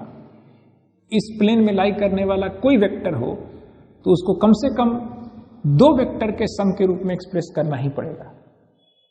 अनलेस अनटिल कोई पैरेलल है टू द एक्स एक्सिस, तब उसको सिर्फ समथिंग आई कैप, या पैरेलल है टू द एक्सिस तो उसको something J cap. But in general इस प्लेन में लाई करने वाला कोई भी वेक्टर होगा उसको अब हम सब कोई यूनिकली रिप्रेजेंट कर पाएंगे एज सम ऑफ 2 वेक्टर्स। केवल करना यह है कि उसका कंपोनेंट्स निकालने आना चाहिए। अगर हम इस वेक्टर का मैग्नीट्यूड दे दें, मान लीजिए कोई पार्टिकल है जिसका वेलोसिटी रिप्रेजेंट कर रहे हैं हम इस वेक्टर से 5 मीटर/सेकंड एट एंगल 30 डिग्री, तो अब पार्टिकल का वेलोसिटी लिखना है अगर वेक्टर के फॉर्म में हम लोग अपने इस तरीका के फॉर्म में, कंपोनेंट्स के फॉर्म में, तो हम सब जानते हैं क्या करना है, 5 metre per second into cos 30 degree I cap plus sin 30 degree J cap. इस तरह से लिखेंगे। इसको कहेंगे component, X component of the velocity vector. 5 metre per second into sin 30 degree को कहेंगे Y component of the vector. किसी वेक्टर को लिख, कोई पार्टिकल यहाँ है उसका हमको वेलोसिटी बताना है, इस दिशा में जा रहा है वो 4 मीटर/सेकंड के स्पीड से, मान लीजिए 45 degree angle negative x axis से 45 डिग्री इस तरह से झुका हुआ है। कोई एंगल दे देंगे जिससे कि आपको दिशा का बोध हो जाए। हो गया इतना, एनी एंगल। अब इसको हम कंपोनेंट से तोड़ना है तो एक कंपोनेंट ये और एक कंपोनेंट ये, तो आपके पास एक विकल्प है कि इधर से पॉजिटिव एक्स डायरेक्शन से एंगल ले लीजिए 225 डिग्री, तब 4 metre per second cos 225 degree I cap, आप 4 metre per second sin 225 degree J cap लिख दीजिए। और ये जो फंक्शंस है they will take care of the direction. X component negative number आना चाहिए और y कंपोनेंट भी नेगेटिव नंबर, तो आ जाएगा वी नो कि 180 प्लस 45 है, this is 225 degree, 180 degree plus 45 degree, sine 180 degree plus 45 degree J cap. हम इस तरह से वेलोसिटी वेक्टर को लिख दिए और फंक्शंस अपना काम कर लेगा। एक्स कंपोनेंट आना चाहिए negative number, Y component negative number, function दिख रहा है, खुद ब खुद नेगेटिव नंबर्स रिटर्न कर देगा। या हम ये सब ना करें, सीधे केवल लंबाई निकाल लें इस ट्रायंगल का, 4 cos 45 degree which is 4 by root 2, 2 root 2, 4 sine 45 degree 2 root 2, और जो वेक्टर फॉर्म में लिखें तो -2 रूट 2 आई कैप और -2 रूट 2 जे कैप लिख दें। That is another way to find the components.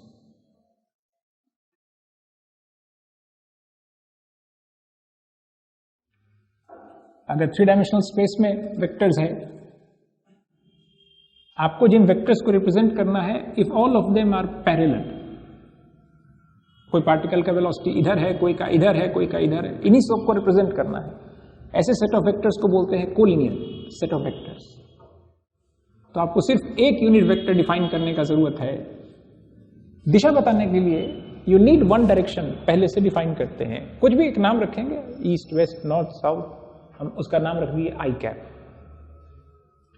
अब जितना भी वेक्टर है सबको हमको सिर्फ आई कैप के टर्म्स में एक्सप्रेस कर सकते हैं। अगर ये पार्टिकल का वेलोसिटी है 5 मीटर पर सेकेंड इस तरफ, कोई दूसरा पार्टिकल बी है उसका वेलोसिटी 4 मीटर पर सेकेंड इस तरफ, तो इसका वेलोसिटी लिख देंगे velocity of particle A as 5 metre पर second I cap, velocity of B as -4 meter पर second I cap. Collinear vectors को रिप्रेजेंट करने के लिए you need only one unit vector for direction. उसका काम है दिशा, ताकि आप जब भी ऐसे लिखेंगे तो हम समझ जाएंगे किस दिशा का बात कर रहे हैं। और ऐसे लिखेंगे तो -i कैप दिशा है, मैग्नीट्यूड 4 है।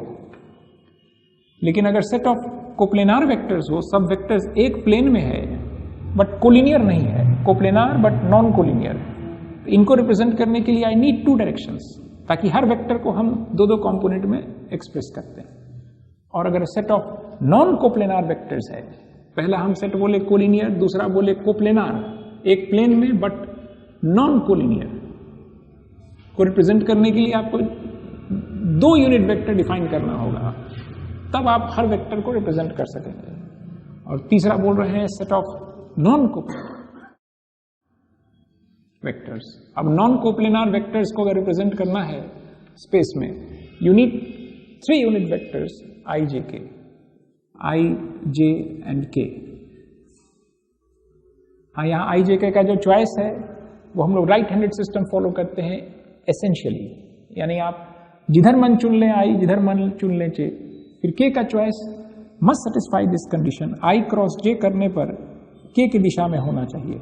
हम इसको साइक्लिक ऑर्डर में लिख रहे हैं, इस तरह से लिखते हैं एंटी क्लॉकवाइज सेंस में, ऐसे लिखते हैं i क्रॉस j, जैसे इस चित्र में i इधर दिखाए j इधर दिखाए, तो i क्रॉस j के इस तरफ हमको चुनना ही पड़ेगा।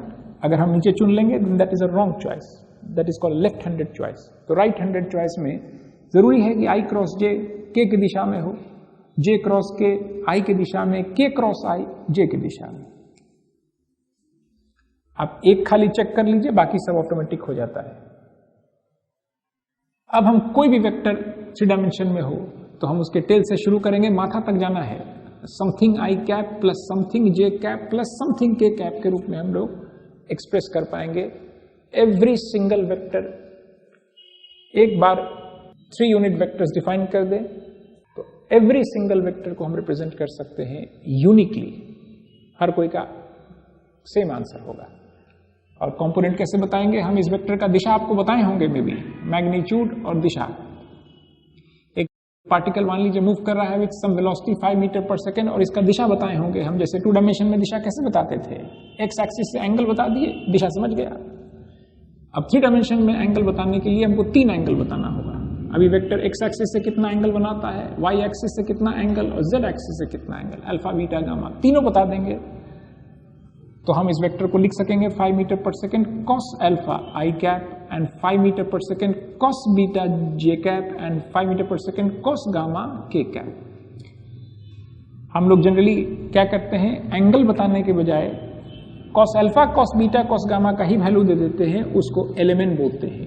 इस वेक्टर का डायरेक्शन कोसाइंस बोलते हैं।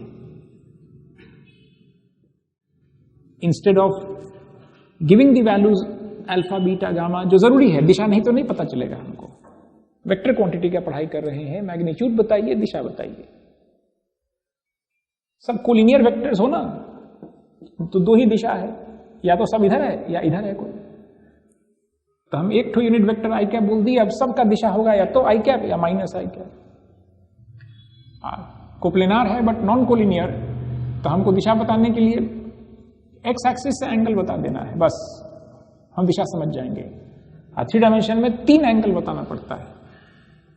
तो अगर हम उसका डायरेक्शन को साइंस दे देंगे तो आप इस वेक्टर को लिख सकेंगे 5li cap plus mj cap plus nk cap, 5 metre पर सेकेंड।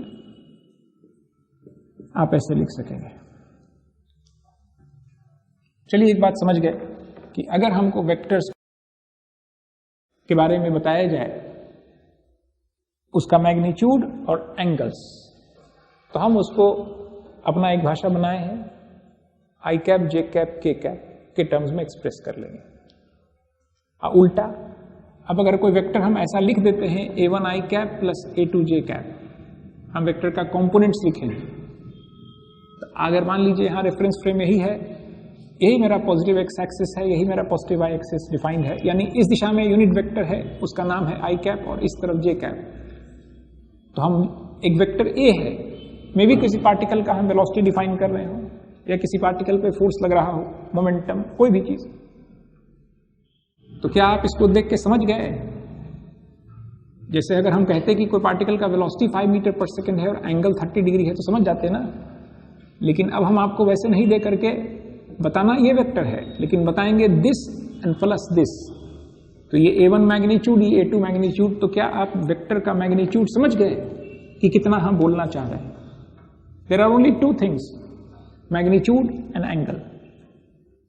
हम आपको लिखेंगे वेक्टर ऐसे, आपको समझ जाना है कि हम मैग्नीट्यूड मीन कर रहे हैं root under a1 square plus a2 square, और एंगल मीन कर रहे हैं tan inverse of a2 by a1।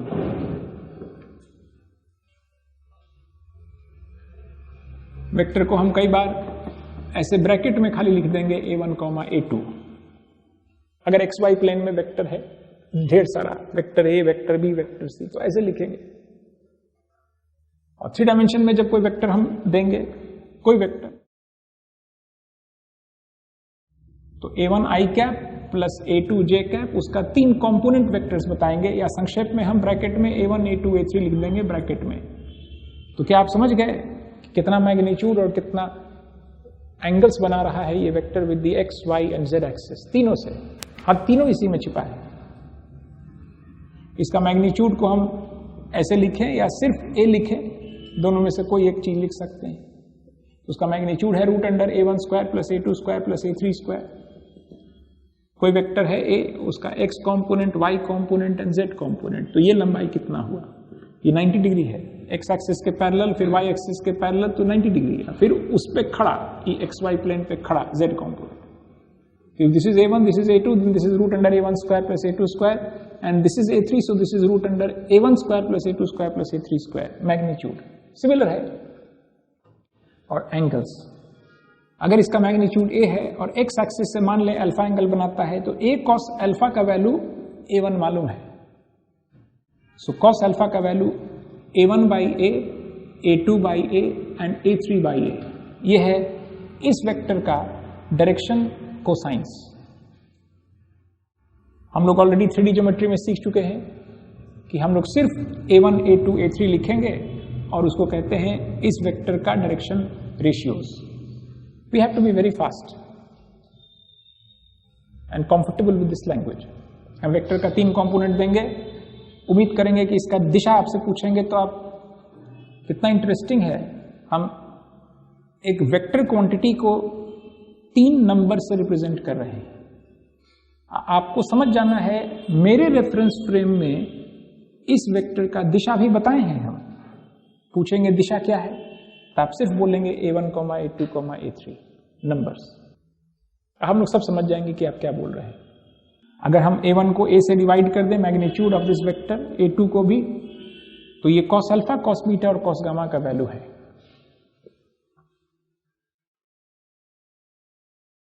Now we know how to represent a vector quantity. कोई एक ऐसा तरीका चाहिए था, सिर्फ नंबर्स, जिसको देख करके हम उस वेक्टर का मैग्नीट्यूड और दिशा दोनों समझ जाएंगे। Now how do we add? अगर वेक्टर a हम दे दें a1, a2, a3, vector b दे दें b1, b2, b3, and I ask you to add them, तो जो डेफिनेशन है उसी के अनुसार एडिशन होगा। जैसे अगर हम 2 डायमेंशन में एक वेक्टर a है, उसका कंपोनेंट्स है a1 और a2, एक वेक्टर b है b1, b2, दोनों को ऐड करना है, तो जरा जहां a का माथा समाप्त होता है b को वहीं पे प्लेस करते हैं, तो ये है b1, b2।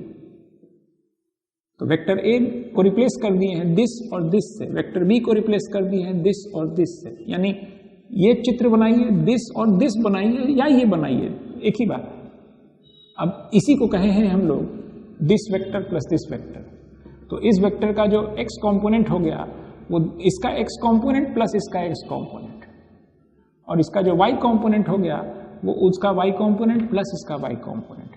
3 डायमेंशन में भी इसी को एक्सटेंड कर दिया जाता है, यानी जब ऐड करने बोले तो x कंपोनेंट्स को ऐड कर दीजिए y कंपोनेंट्स को एक साथ और z कंपोनेंट्स को एक साथ। ये प्लस और ये प्लस अलग है, ये वेक्टर वाला प्लस है, 2 वेक्टर के बीच में लिखा है, ये स्केलर वाला प्लस है, 2 स्केलर के बीच में लिखा है। a माइनस बी करने बोले same thing, a1 minus b1, component को सबट्रैक्ट करना है। अगर हम 3 टाइम्स वेक्टर a बोले तो हम उसका मतलब समझते हैं एक वेक्टर का बात हो रहा है जिसका direction ratios a1, a2, a3 ही होगा, लेकिन उनका मैग्नीट्यूड अब तिगुना होना चाहिए। तो ये इक्वल टू हर नंबर को मल्टीप्लाई कर दीजिए, हर कंपोनेंट को मल्टीप्लाई कर दीजिए 3 से। दिस मीन्स 3a1, 3a2, ऐसे लिखेंगे हम लोग 3 टाइम्स a1, a2, a3, फिर 3 से हम सबको मल्टीप्लाई करके 3a1, 3a2, 3a3। इसका डायरेक्शन रेशियोज देखिए वही है। 2 वेक्टर को हम आइडेंटिकल कब कहेंगे? अब डेफिनेशन के अनुसार जब दोनों का मैग्नीट्यूड सेम हो और दोनों का दिशा सेम हो। तो 2 वेक्टर ये दोनों आइडेंटिकल है कि नहीं, तो आइडेंटिकल के लिए यही टेस्ट है, दिस इक्वल टू दिस का मतलब जब भी बोलेंगे ना this vector is equal to this vector, ये तभी संभव है जब ईच कंपोनेंट इक्वल हो, नहीं तो संभव नहीं है। तो 2 vectors will B equal if and only if a1 equal b1, a2 equal b2, a3 equal b3। और सिर्फ पूछें कि 2 वेक्टर कोलिनियर है कि नहीं, इक्वल वेक्टर्स, ये चेक करना है। माने अगर इस तरह का आप देखें ना कि तीनों कंपोनेंट एग्जैक्टली सेम है तो आप कहेंगे दोनों वेक्टर इक्वल है। और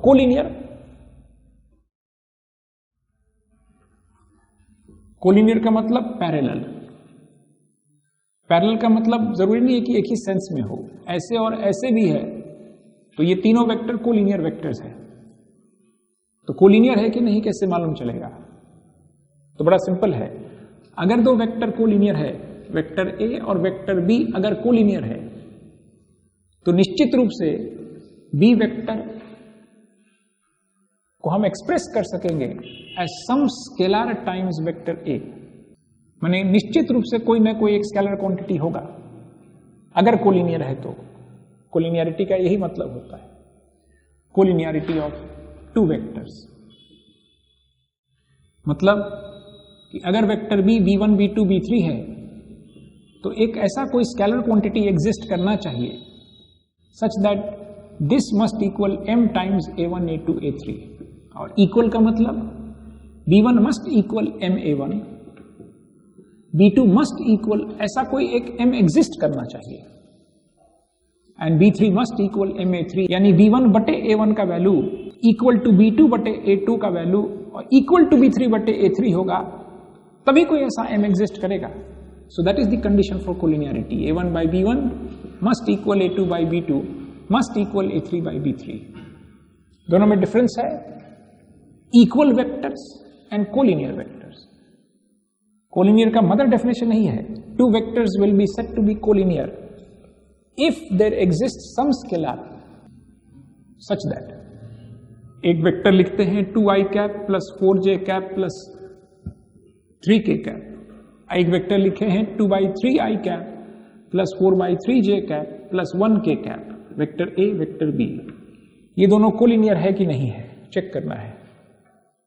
हम एक्चुअली इसी को 1/3 से मल्टीप्लाई कर दिए, ये वेक्टर मिल गया है, यानी vector B actually equal to 1/3 times vector A है, या vector A is equal to 3 times vector B के बराबर है।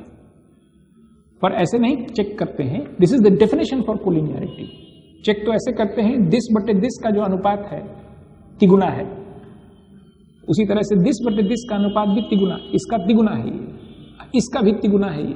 तो तीनों में सेम अनुपात अगर दिख रहा हो तो निश्चित रूप से कोलिनियर होगा। दोनों का दिशा मेल खा गया, मैग्नीट्यूड भले नहीं मेल खा रहा है पर दोनों का दिशा मेल खा गया है। आई रिपीट, दिशा मेल खाना मतलब केवल ऐसा नहीं, एक ऐसे और एक ऐसे है तो भी कोलिनियर बोलते हैं। यानी दो वेक्टर का डायरेक्शन रेशियोज अगर सेम है, देखिए दोनों का सेम है कि नहीं। 2 4 6 एक वेक्टर है और एक वेक्टर बी है -1 -2 -3, दोनों का डायरेक्शन रेशियो सेम है। इसका डायरेक्शन रेशियो है 2 4 6 जिसको हम 1 2 3 लिख सकते हैं। इसका डायरेक्शन रेशियोज -1 -2 -3 है जिसको माइनस से मल्टीप्लाई करके हम डायरेक्शन रेशियोज 1 2 3 लिख सकते हैं। सो डायरेक्शन रेशियोज अगर सेम है तो दोनों वेक्टर को कोलिनियर बोलेंगे।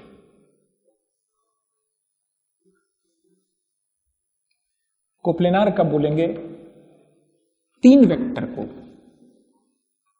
हम 2 वेक्टर देंगे लिख करके a1 a2 a3। तो ये जानना चाहेंगे कि आप देखते के साथ समझ जाइए, कोलिनियर अगर है, इक्वल है तो समझ जाइए। 3 वेक्टर देंगे तो हम चाहेंगे कि आप ये समझ जाएं कि कोप्लेनार है कि नहीं। 2 वेक्टर हमेशा एक प्लेन में लाई करेगा, दोनों कहीं भी बना लीजिए, टेल सटाइए, एक प्लेन डिफाइंड हो जाता है। Just like 2 straight lines, intersect जहां कराइएगा एक प्लेन डिफाइंड हो जाएगा। एक तीसरा वेक्टर भी आपको हम दे दें, वो जरूरी नहीं कि इसी प्लेन में हो, थर्ड वेक्टर हो सकता है ऐसे उठा हुआ हो। तो हम कैसे चेक करेंगे कि तीनों वेक्टर एक ही प्लेन में लाई करता है कि नहीं? अब लुक केयरफुली, नया चीज सीख रहे हैं हम लोग। यहां बहुत सारा कोलिनियर वेक्टर्स बना हुआ दिख रहा है। अगर हम किसी एक वेक्टर को एक नाम से पुकार लें ए, तो बाकी सारे वेक्टर्स को B vector, C vector, D vector, सबको हम रिप्रेजेंट कर सकते हैं यूनिकली एज समथिंग इनटू ए, समथिंग इनटू ए, समथिंग इनटू ए, जहां m1 m2 m3 का वैल्यूज यूनिक होगा। I repeat, set of collinear vectors अगर है तो हम किसी भी एक वेक्टर के टर्म्स में किसी भी दूसरे वेक्टर को रिप्रेजेंट कर सकते हैं यूनिकली, लाइक दिस। अगर सेट ऑफ कोप्लेनार वेक्टर्स है, मान लीजिए बोर्ड के प्लेन में कोई वेक्टर ऐसे है, कोई वेक्टर ऐसे है, कोई ऐसे है, इन सबको रिप्रेजेंट करना है। अभी रिप्रेजेंट करना सीखे हैं कि इसी रेफरेंस फ्रेम में हम 2 वेक्टर डिफाइन कर देंगे आई कैप और जे कैप, तब हम सभी वेक्टर को एक्सप्रेस कर सकेंगे uniquely as something into I cap plus something into J cap. यही बताने जा रहे हैं कि अगर हम इस वेक्टर का नाम ए रख दें, इस वेक्टर का नाम बी रख दें, बस अब हम बाकी सभी वेक्टर को इन्हीं दोनों के टर्म्स में एक्सप्रेस कर सकते हैं। हम दोनों के टेल को सटा के रख रहे हैं, वेक्टर ए और वेक्टर बी को सटा के रख रहे हैं। अब मान लीजिए कोई ऐसा वेक्टर है, इसको रिप्रेजेंट करना है, तो इसको something into A cap plus something into B cap के रूप में हम एक्सप्रेस कर सकते हैं। Something into A cap plus something into B cap, B vector, something into A vector plus something into B vector के रूप में हम एक्सप्रेस कर सकते हैं किसी भी वेक्टर को जो इस प्लेन में है। एक वेक्टर बनाएंगे कोलिनियर विथ वेक्टर ए, एक वेक्टर बनाएंगे कोलिनियर विथ वेक्टर बी, और दोनों का सम के रूप में हम express every vector, vector D है इस प्लेन में, इसको भी समथिंग इंटू वेक्टर ए और फिर समथिंग इंटू वेक्टर बी के रूप में एक्सप्रेस कर सकते हैं यूनिकली। यानी कि दो वेक्टर कोलिनियर कब होगा? कोलिनियरिटी ऑफ टू वेक्टर्स, जब one of them can be expressed as some scalar times the other। Collinear नहीं होगा ना, एक ऐसे होगा एक ऐसे होगा, तो नहीं लिख पाइएगा बी वेक्टर को, नहीं लिख पाइएगा समथिंग इनटू ए। आज जिसको टेस्ट कैसे करेंगे, वो a1 by b1 equal to a2 by b2 equal to a3 by b3 से test. This is the definition of collinearity, compulsory condition, and this is how you test. क्योंकि vector आपको हमेशा देंगे हम कंपोनेंट्स में, और अभी बता रहे हैं कोप्लेनारिटी का डेफिनेशन क्या है। Coplanarity of three vectors, A B C, तीन वेक्टर हम देंगे, तीनों कोप्लेनार है कि नहीं टेस्ट करके बताइए। तो पहले कोप्लेनारिटी का कंडीशन देखिए, इसमें से कोई एक वेक्टर को ले लीजिए, वो निश्चित रूप से something into vector A plus something into vector B के रूप में यूनिकली एक्सप्रेस होगा। ऐसा एम और एन एग्जिस्ट करेगा पक्का। माने जरूरी नहीं कि सी बराबर, आप किसी एक को कोशिश कीजिए तो वो एक्सप्रेस कर पाइएगा ए को something into B vector plus something into C vector, निश्चित रूप से एक्सप्रेस कर पाइएगा। एक यूनिक एम और एन का वैल्यूज एग्जिस्ट करेगा इफ दे आर कोप्लेनार, पक्का। That is the definition for coplanarity, mathematical definition। अब हम टेस्ट कैसे करेंगे? हम तो आपको वेक्टर देंगे a1 a2 a3, vector b देंगे b1 b2 b1 b2 b3, vector c देंगे c1 c2 c3, और आपसे एक्सपेक्ट करेंगे कि जरा कोप्लेनार है कि नहीं टेस्ट कर दीजिए। How do you test coplanarity of three vectors? जवाब इसी में छिपा है। जैसे यहां पे हम लोग प्रूफ किए कि मान लें ऐसा कोई m एग्जिस्ट करता है, तो b1 b2 b3 must equal ma1 ma2 a3, और इक्वल का मतलब this equal this equal this. उससे हम साबित किए कि अच्छा कोलिनियरिटी चेक ऐसे होगा। उसी तरह से यहां भी हम साबित करेंगे कि c1 c2 c3 must equal ma1 plus nb1 ma2 plus nb2 ma3 plus nb3। अगर तीनों वेक्टर कोप्लेनार है तो निश्चित रूप से एक जोड़ा नंबर m और n एग्जिस्ट करेगा सच दैट c1 इसका जो x कंपोनेंट है वो equal to something into a1 plus something into b1 equal to c1 के बराबर होगा, माइनस c1 इक्वल टू 0 होगा। ऐसा होगा पक्का। और m इंटू सेम जोड़ा नंबर mn इस इक्वेशन को भी सेटिस्फाई करेगा, और सेम जोड़ा mn इस इक्वेशन को भी सेटिस्फाई करेगा। निश्चित रूप से ऐसा mn होगा। देखिए इक्वेशन 3 है, अननोन 2 है। आप इन दोनों कंडीशंस को सेटिस्फाई करता हुआ mn खोज सकते हैं। अब उस mn को तीसरे को भी सेटिस्फाई अगर कर रहा है, तब निश्चित रूप से ये तीनों वेक्टर कोप्लेनार है, नहीं तो नहीं है। तो आप इन दोनों को सॉल्व करके mn का वैल्यूज निकाल के तीसरे में डालिएगा, एक कंडीशन फॉर कोप्लेनारिटी निकलेगा, जो कि अलजेब्रा में हम लोग जानते हैं कि बस एक डिटर्मिनेंट बना लीजिए, कुछ a1 a2 a3 b1 b2 b3, आपको यहाँ minus c1 minus c2 minus c3 है, जो हम लोग माइनस कॉमन ले सकते हैं, and this must be equal to 0। That is the condition for coplanarity of three vectors, and that is the condition for collinearity of two vectors। यानी हम आपको कभी भी तीन वेक्टर दे दें, कह दें कि तीनों को प्लेनार है, तो उसका मतलब कि उनका कंपोनेंट्स इस कंडीशन को सेटिस्फाई करेगा। हम यहाँ पे कुछ कुछ नंबर्स दे दें, कुछ कुछ नंबर्स दे दें, और किसी एक क्वांटिटी को अननोन रख दें, कह दें कि तीनों को प्लेनार है, तो आप तुरंत उस अननोन का वैल्यू निकाल सकते हैं यूजिंग दिस कंडीशन। अब ये हम लोग को याद करना होगा, एग्जाम में जाके आप डिराइव नहीं करते हैं इन कंडीशंस को।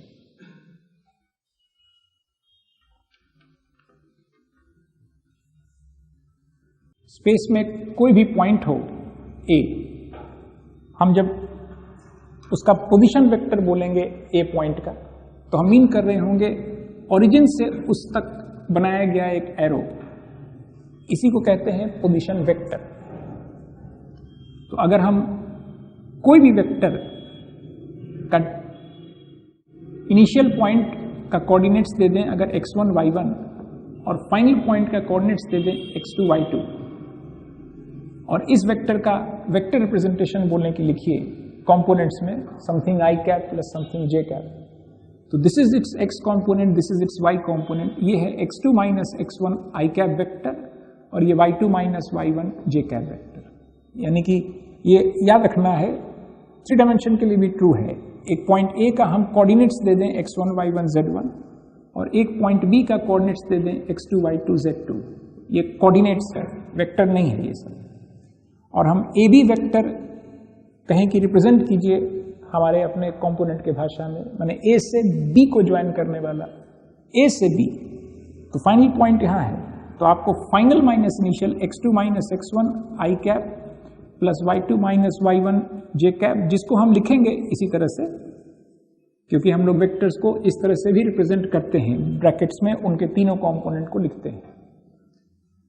तो अगर हम किसी एक पॉइंट का कोऑर्डिनेट्स देते हैं x1 y1 z1 और पोजीशन वेक्टर करके एक शब्द इस्तेमाल करेंगे कभी, तो आपको समझना है ओरिजिन से उस पॉइंट तक को ज्वाइन करना है एक एरो से, the tail is at origin 0 0 0, तब OA वेक्टर को मीन करते हैं position vector of A, which is simply x1 minus 0 i cap y1 minus 0, यानी x1 y1 z1, x1 i cap y1 j cap z1 k cap.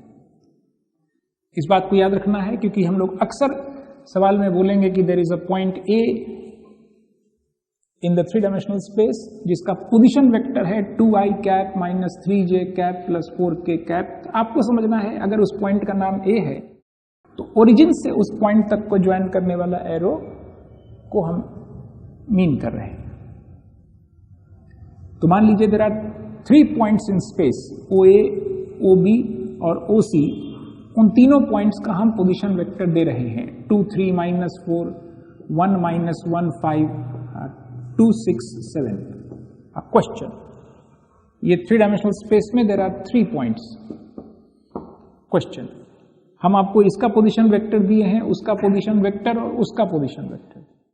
Question पूछ रहे हैं कि क्या ये तीनों पॉइंट कोलिनियर है कि नहीं, एक लाइन में है कि नहीं, बताना है। तो वेक्टर अलजेब्रा का हम लोग इस्तेमाल करेंगे, इससे भी हम इस सवाल को बना सकते हैं। हम ए बी को ज्वाइन करने वाले लाइन का डायरेक्शन रेशियोज लिख सकते हैं, this minus this minus this and this minus this, और बी और सी को ज्वाइन करने वाले लाइन का डायरेक्शन रेशियोज लिख सकते हैं, this minus this minus this और दिस माइनस दिस। और दोनों डायरेक्शन रेशियोज का अनुपात अगर सेम हो मतलब एक लाइन में लाई करता है। अब वेक्टर अलजेब्रा का इस्तेमाल करके देखें हम लोग बना पाते हैं। हम एक वेक्टर बनाएंगे ए बी वेक्टर, आप हमको दिए हैं OA वेक्टर और OB वेक्टर, हम यहां से AB वेक्टर बना सकते हैं, दिस माइनस 1 AB वेक्टर मतलब OB vector minus OA vector का मतलब -1 -4 9। एक वेक्टर बना लेंगे AC वेक्टर, जरूरी नहीं है आप BC वेक्टर ही बना सकते हैं, बना लिए AC vector which means OC minus OA, this minus this which is 0 3 and 11। और अब हम कोलिनियरिटी ऑफ 2 वेक्टर्स अभी सीखे हैं कि अगर ये दोनों वेक्टर कोलिनियर होगा तो ये तीनों पॉइंट कोलिनियर होगा। अब कोलिनियरिटी ऑफ 2 वेक्टर्स देखना आसान है, बस this by this, this by this, this by this, ये 3D से मिल रहा है, A1 A2 A3 B1 B2 B3 C1 C2 C3। तो आप B1 माइनस A1 को C1 माइनस A1 से डिवाइड कर रहे हैं, B2 माइनस A2 को C2 माइनस A2 से, या B3 माइनस A3 को C3 माइनस A3 से, सेम अनुपात हो गया तो कोलिनियर है। एक्चुअली डायरेक्शन रेशियोज है ऊपर में लिखा हुआ AB लाइन का, और ये डायरेक्शन रेशियोज है AC लाइन का, और दोनों का अनुपात को आप चेक कर रहे हैं। So it is very similar to 3D geometry, this language. अगर हम स्पेस में 4 पॉइंट दे देंगे A B C और D, चारों का पोजीशन वेक्टर बता देंगे ओ के रिस्पेक्ट में। हम पूछेंगे वो चारों पॉइंट एक प्लेन में है कि नहीं। 3 पॉइंट हमेशा एक प्लेन में होता है, they will form a triangle, लेकिन चौथा उसी प्लेन में हो जरूरी नहीं है। तो कैसे चेक करेंगे कि चारों पॉइंट एक प्लेन में है कि नहीं? तो हम AB वेक्टर, AC वेक्टर और AD वेक्टर पहले बना लेंगे। आप OD वेक्टर देंगे ना, हम AD वेक्टर बना लेंगे, OD माइनस OA। अब 3 वेक्टर बन गया। अब वो तीनों अगर कोप्लेनार हो तो ये चारों पॉइंट्स कोप्लेनार होगा। और तीनों वेक्टर कोप्लेनार कब होगा? एक जगह इकट्ठा करके हम लोग बात को लिख लें। अगर हम एक पॉइंट A का कोऑर्डिनेट्स दे दें x1 y1 z1, B दे दें x2 y2 z2 और C दे दें x3 y3 z3। कोऑर्डिनेट्स नहीं देंगे, हमेशा पोजीशन वेक्टर कहेंगे। OA vector, OB vector, OC vector, OD vector, x4 y4 z4। ये कंपोनेंट्स में देंगे, something i cap something z। ये 3 पॉइंट को रिप्रेजेंट करता है स्पेस में। वो तीनों पॉइंट कोलिनियर है कि नहीं, एक लाइन में है कि नहीं, ये चेक करने के लिए x2 माइनस x1 बटे x3 माइनस x1, माने हम A के रेस्पेक्ट में पहले उन दोनों का निकाल ले रहे हैं, AB AC, उनका अनुपात को चेक कर रहे हैं। y2 माइनस y1 बटे y3 minus y1, z2 minus z1 बटे z3 minus z1। Collinearity of 3 points के लिए हम पहले 2 वेक्टर बनाए, उनका कोलिनियरिटी कंडीशन इस्तेमाल की। कोप्लेनारिटी ऑफ 4 पॉइंट्स, तो हम 3 वेक्टर बनाएंगे, AB vector, AC vector, AD vector. उनका कोप्लेनारिटी का कंडीशन है x2 minus x1, y2 minus y1, z2 minus z1। A के रेस्पेक्ट में सबका निकाल लेंगे, x3 minus x1, y3 minus y1, z3 minus z1। x4 minus x1, y4 minus y1, z4 minus z1। A coplanarity of 3 vectors that will prove coplanarity of 4 points.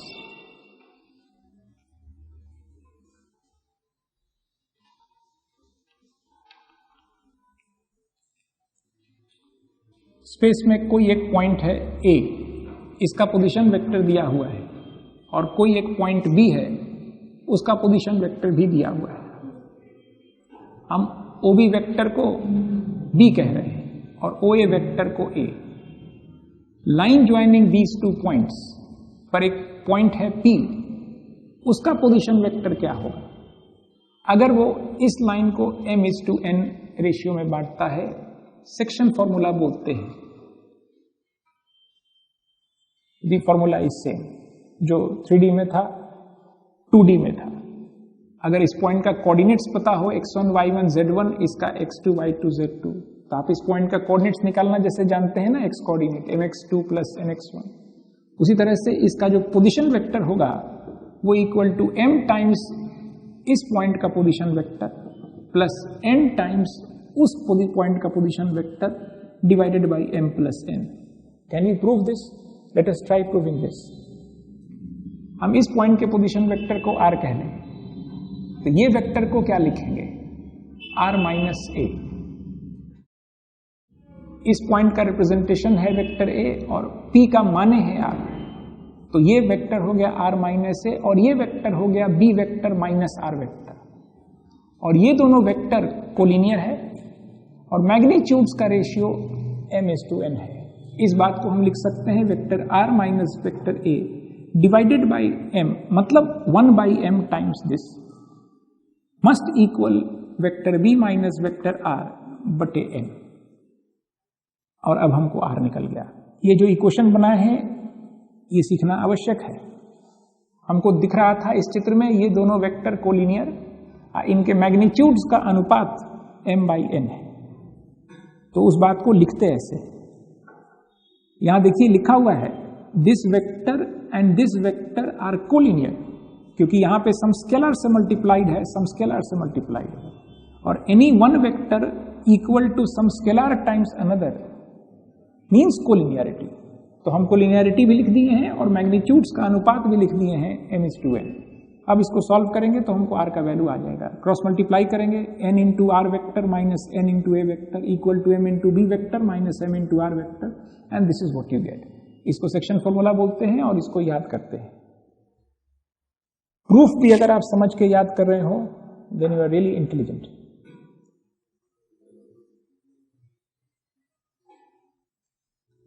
Vector A और vector B, दो vector दिया हो, हम दोनों का चित्र कहीं बना सकते हैं, टेल सटा के बनाए। तो इन दोनों का जो एंगुलर बाइसेक्टर है, there are two angular bisectors, एक ये वाला दिशा और एक ये वाला दिशा। इस दिशा में कोई वेक्टर हम कहें कि लिखिए any vector along this direction angular bisector के दिशा में। तो जरा देखिए तो इस वेक्टर को हम लोग लिख सकते हैं कि नहीं। अगर ये एंगुलर बाइसेक्टर है तो वो ट्रायंगल को जहां जाकर के मीट करेगा वो किस रेशियो में बांटेगा ये पॉइंट इस लंबाई को। तो हम लोग पढ़े हैं कि ट्रायंगल का जो एडजेसेंट साइड्स का जो लंबाई है उसी अनुपात में एंगुलर बाइसेक्टर बांटता है। यानी इसका लंबाई अगर a है, a वेक्टर के मैग्नीट्यूड को हम a बोल रहे हैं और इसका मैग्नीट्यूड b है, तो a इज टू b अनुपात में बांटेगा। तो उस पॉइंट का पोजीशन वेक्टर हम दोनों वेक्टर के टेल को सटा करके ओरिजिन पे रख दिए हैं। हमको सिर्फ दो वेक्टर है, दोनों का जो एंगुलर बाइसेक्टर दिशा है उस दिशा में एक वेक्टर लिखना है।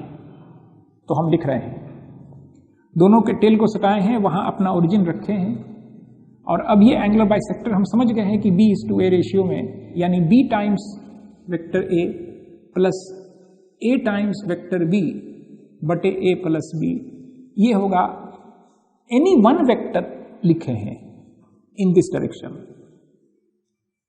अगर इस डायरेक्शन में कोई और वेक्टर लिखना है तो बस इसी को स्केलर से मल्टीप्लाई कर देना होता है। हम इसी को थोड़ा सिंप्लीफाई कर रहे हैं, थोड़ा याद रखने लायक एक हैंडसम फॉर्म में दिखे। हम कॉमन ले रहे हैं A B by A plus B scalar और तब बचेगा ये सम स्केलर टाइम्स इतना।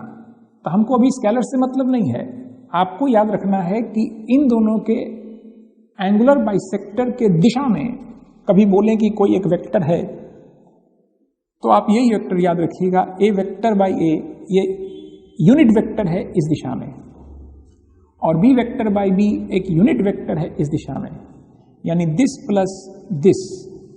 और ये मुश्किल नहीं है समझना। इस दिशा में अगर यूनिट वेक्टर हम डिफाइन कर देते हैं एम कैप लैम्डा कैप और इस दिशा में यूनिट वेक्टर म्यू कैप, तब जो एंगुलर बाइसेक्टर होगा वो उन दोनों का मिड पॉइंट से गुजरेगा, यानी लैम्डा प्लस म्यू बाई 2।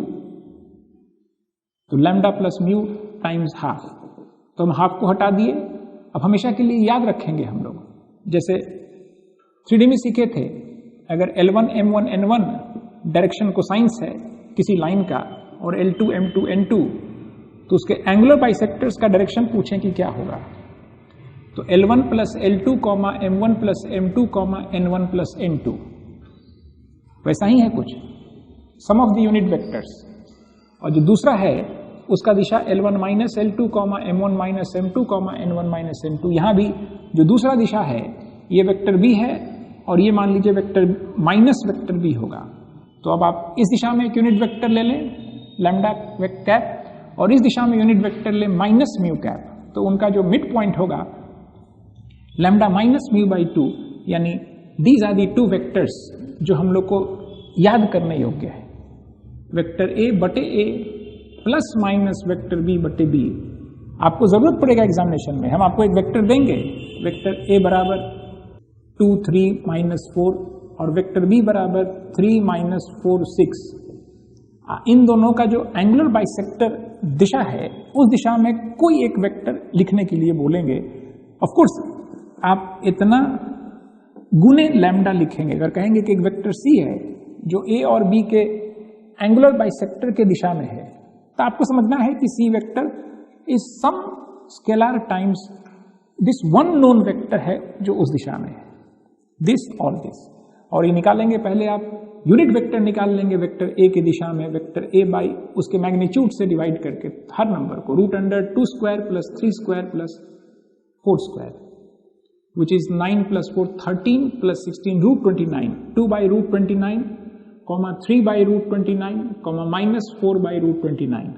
अब वेक्टर b बाई b करके नंबर निकालेंगे, एक बार सबको ऐड कर देंगे, एक बार सबको सब्ट्रैक्ट करेंगे। So you get 2 vectors along the 2 angular bisectors of the 2 given vectors।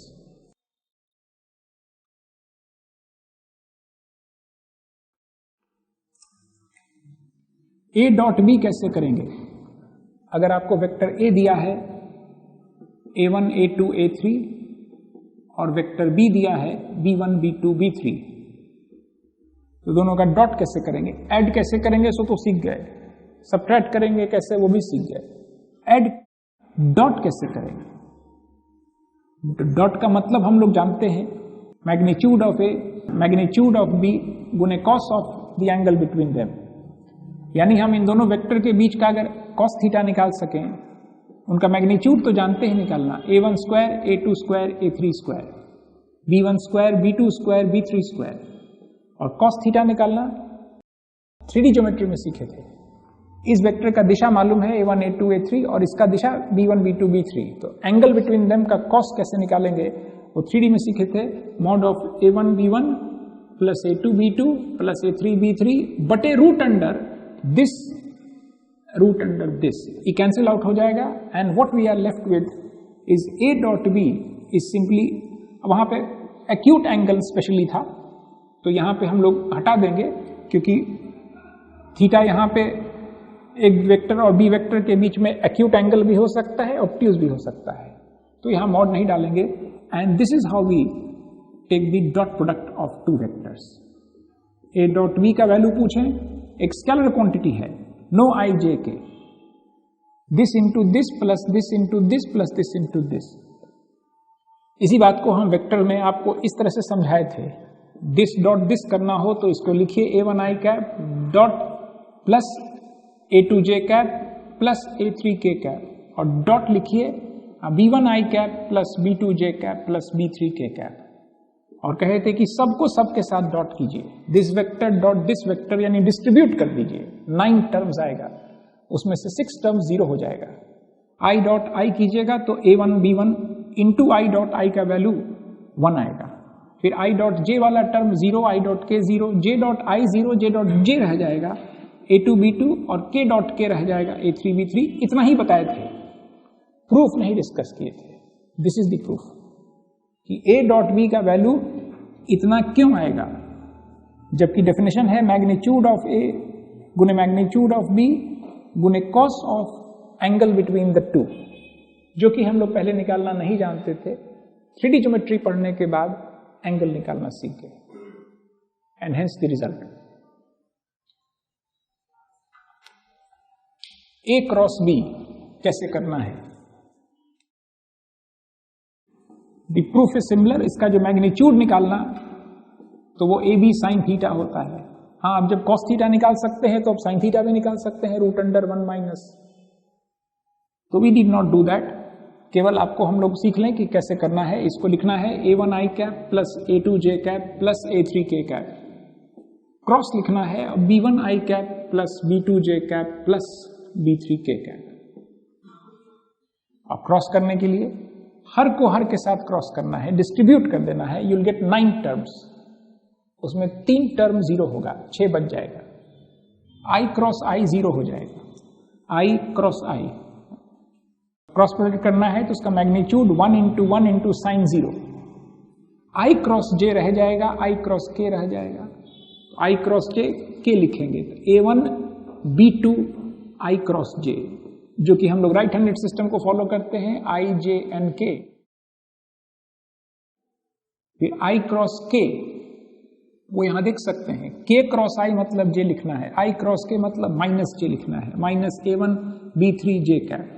इस तरह से सब टर्म को लिखिएगा, इकट्ठा होगा, इसमें 2 टर्म i कैप वाला आएगा, 2 टर्म j कैप वाला और 2 टर्म k कैप वाला। पर हम इस तरह से क्रॉस नहीं करेंगे, ये एक्चुअली में हम लोग देख सकते हैं कि एक सुंदर डिटर्मिनेंट के रूप में एक्सप्रेस हो जाता है, i j k first row में लिख दीजिए, और a वेक्टर का कंपोनेंट्स को सेकेंड रो में और b वेक्टर का कंपोनेंट्स लास्ट रो में। You have to maintain the order. और अब आप एक्सपेंड कीजिए, फर्स्ट रो के अबाउट, तो दिस माइनस दिस गुने आई कैप, A2B3 माइनस A3B2 आई कैप, मतलब यही आया था। उसको देख करके सोचा गया कि इसको थोड़ा हैंडसम फॉर्म में एक्सप्रेस कर लिया जाए, easy to remember. J cap वाला component A3B1 minus A1B3 J cap, और K component A1B2 minus A2B1 के कैप। ये जो हम लोग डॉट प्रोडक्ट अभी सीखे हैं करना, इसका यूटिलिटी देखिए एक और है। हम लोग 3 डायमेंशन में सीखे थे कि दो लाइन का अगर दिशा दे दिया जाए A1B1C1 और A2B2 C2, तो एंगल बिटवीन देम कैसे निकालते हैं, पर वहां पे हम specifically acute angle between them निकालना सीखे हैं। cos थीटा बराबर मॉड ऑफ डालते हैं A1 A2 B1 B2 C1 C2 बटे रूट अंडर। लेकिन हम वेक्टर अलजेब्रा में जब बोलते हैं एंगल निकालिए between two vectors, then I must know whether the angle between them is acute और ऑब्ट्यूज। तो ये फॉर्मूला काम नहीं देगा तब हमको ये फॉर्मूला काम देता है। अब हम इससे दो वेक्टर के बीच का एंगल निकाल सकते हैं अगर हम दोनों का डॉट प्रोडक्ट कर सकें और दोनों के मैग्नीट्यूड से डिवाइड कर सकें। जैसे हम दो वेक्टर अगर आपको दिए, vector A 2 minus 3 1, vector B 4 0 2, और कहे कि दोनों के बीच का एंगल बताइए। एक्यूट होगा तो अपने आप पता चल जाना चाहिए आपके आंसर में, ऑब्ट्यूज होगा तो भी। cos थीटा का वैल्यू नेगेटिव आ जाएगा तो ऑब्ट्यूज, पॉजिटिव आ जाएगा तो एक्यूट, और 0 आ जाएगा तो परपेंडिकुलर। यानी परपेंडिकुलर होने का कंडीशन भी आपको मिल रहा है। अगर इन दोनों का डॉट प्रोडक्ट करते हैं आप और 0 आ जाता है तो आपको समझना है कि दोनों वेक्टर परपेंडिकुलर है। अभी एंगल निकालना है, दोनों का डॉट प्रोडक्ट कीजिए। 4 into 2 8 minus 3 into 0 plus 2 into 1, divide कर दीजिए इसको A के मैग्नीट्यूड से 4 plus 9 plus 1, 4 plus 9 plus 1 into root under 16 plus 0 plus 4। ये पॉजिटिव नंबर आया, यानी इन दोनों के बीच का एंगल एक्यूट है। हम अगर कंपोनेंट निकालने बोलें, 3 डायमेंशन में भी था, दो पॉइंट को ज्वाइन करने वाला लाइन का प्रोजेक्शन निकालिए किसी दिशा पे, A प्राइम B प्राइम, तो हम इसका कोऑर्डिनेट्स बताते थे x1 y1 z1 x2 y2 z2। इस लाइन का दिशा बताते थे ABC। तो आप A गुने x2 माइनस x1, B गुने y2 माइनस y1, C गुने z2 माइनस z1 का मॉड बटे root under A square plus B square plus C square करके कंपोनेंट निकालते थे। यहां भी हमको चाहिए, एक वेक्टर A है और हमको इसका वेक्टर B के दिशा में कंपोनेंट चाहिए, या B का A के। तो अगर इन दोनों वेक्टर के बीच एंगल थीटा है तो component of A along B का मतलब A cos थीटा का वैल्यू चाहिए, जो कि कैसे निकलेगा, A डॉट B बटे AB होता है cos थीटा, तो गुने A कर दीजिए। तो A वेक्टर का डॉट प्रोडक्ट अगर किया जाए, क्या चीज से देखिए, A वेक्टर का डॉट प्रोडक्ट करें अगर a unit vector along B, तो आपको A का कंपोनेंट निकल जाता है B के अलोंग, और B का कंपोनेंट चाहिए A के अलोंग, यानी B cos थीटा। तो B का डॉट प्रोडक्ट करना है with a unit vector along vector A। इसको ऐसे लिखने के बजाय हम लोग ऐसे लिख देते हैं, but as a mathematician appreciate की इस बात को कि इस वेक्टर का हम अगर डॉट प्रोडक्ट करते हैं B के दिशा में एक यूनिट वेक्टर के साथ, तो हमको सीधे A का कंपोनेंट निकल जाता है। जैसे हम इस सवाल में पूछें कि A का कंपोनेंट निकालिए B के अलोंग, तो अब बस आप A cos थीटा चाहिए, तो हम A डॉट B किए, अब B के मैग्नीट्यूड से डिवाइड कर दिए।